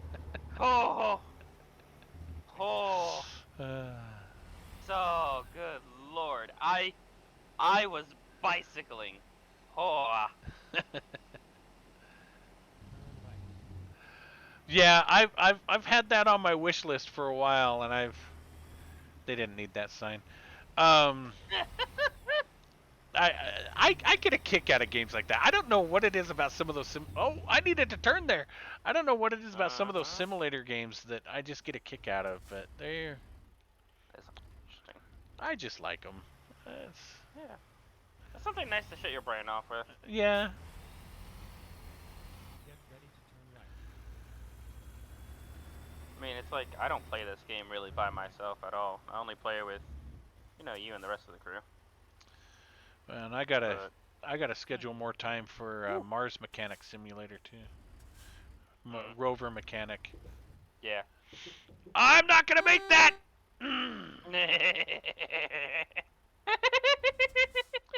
Quiet you. I even kept that super wide too. Why are there people parked there? You see why I can't make it? I made it barely, but what is this? What is this entrance? Yeah. You know what? No, I'm skipping it. Y'all can go yourself. Y'all can just go pick your nose. Yeah, $20,000. Hey, I think I figured out the entrance. Skip. Yeah. Alright, guys. Appreciate everybody joining. I only got it because it was published by Square. Yeah. Well, that was one of the reasons why I was looking at it, is because of the company. But I get a kick out of stuff like that. So I'm going to add that to my repertoire. But yeah, I appreciate everybody joining. Sorry a lot of you got in late, but yeah, that's usually how my streams go anyway. Again, if you want to watch the whole stream, I always publish. Yeah, it's 10 o'clock. It's actually 10:08 right now. So Yep. but yeah, I always publish on my YouTube channel. Please check it out. Invite all your friends to watch. 2 free DLCs for Tomb Raider and 2 Power Wash Simulator. Oh, it's nice. Where did the evening go? I was wondering the same thing. I actually started my stream at 7 o'clock tonight, so it was a little early. But yeah, as things go on, I might start streaming slightly earlier. We got to see how things are. I've kind of going through a change right now. We'll have to discuss tomorrow, but there's some things going on that might change how I stream. So, yeah, everybody, thanks for joining, and catch me tomorrow. I start at 8 p.m. here on the East Coast, so try and catch me in whatever respective time zone you're in. But yeah, have fun and have a good night, guys. Later.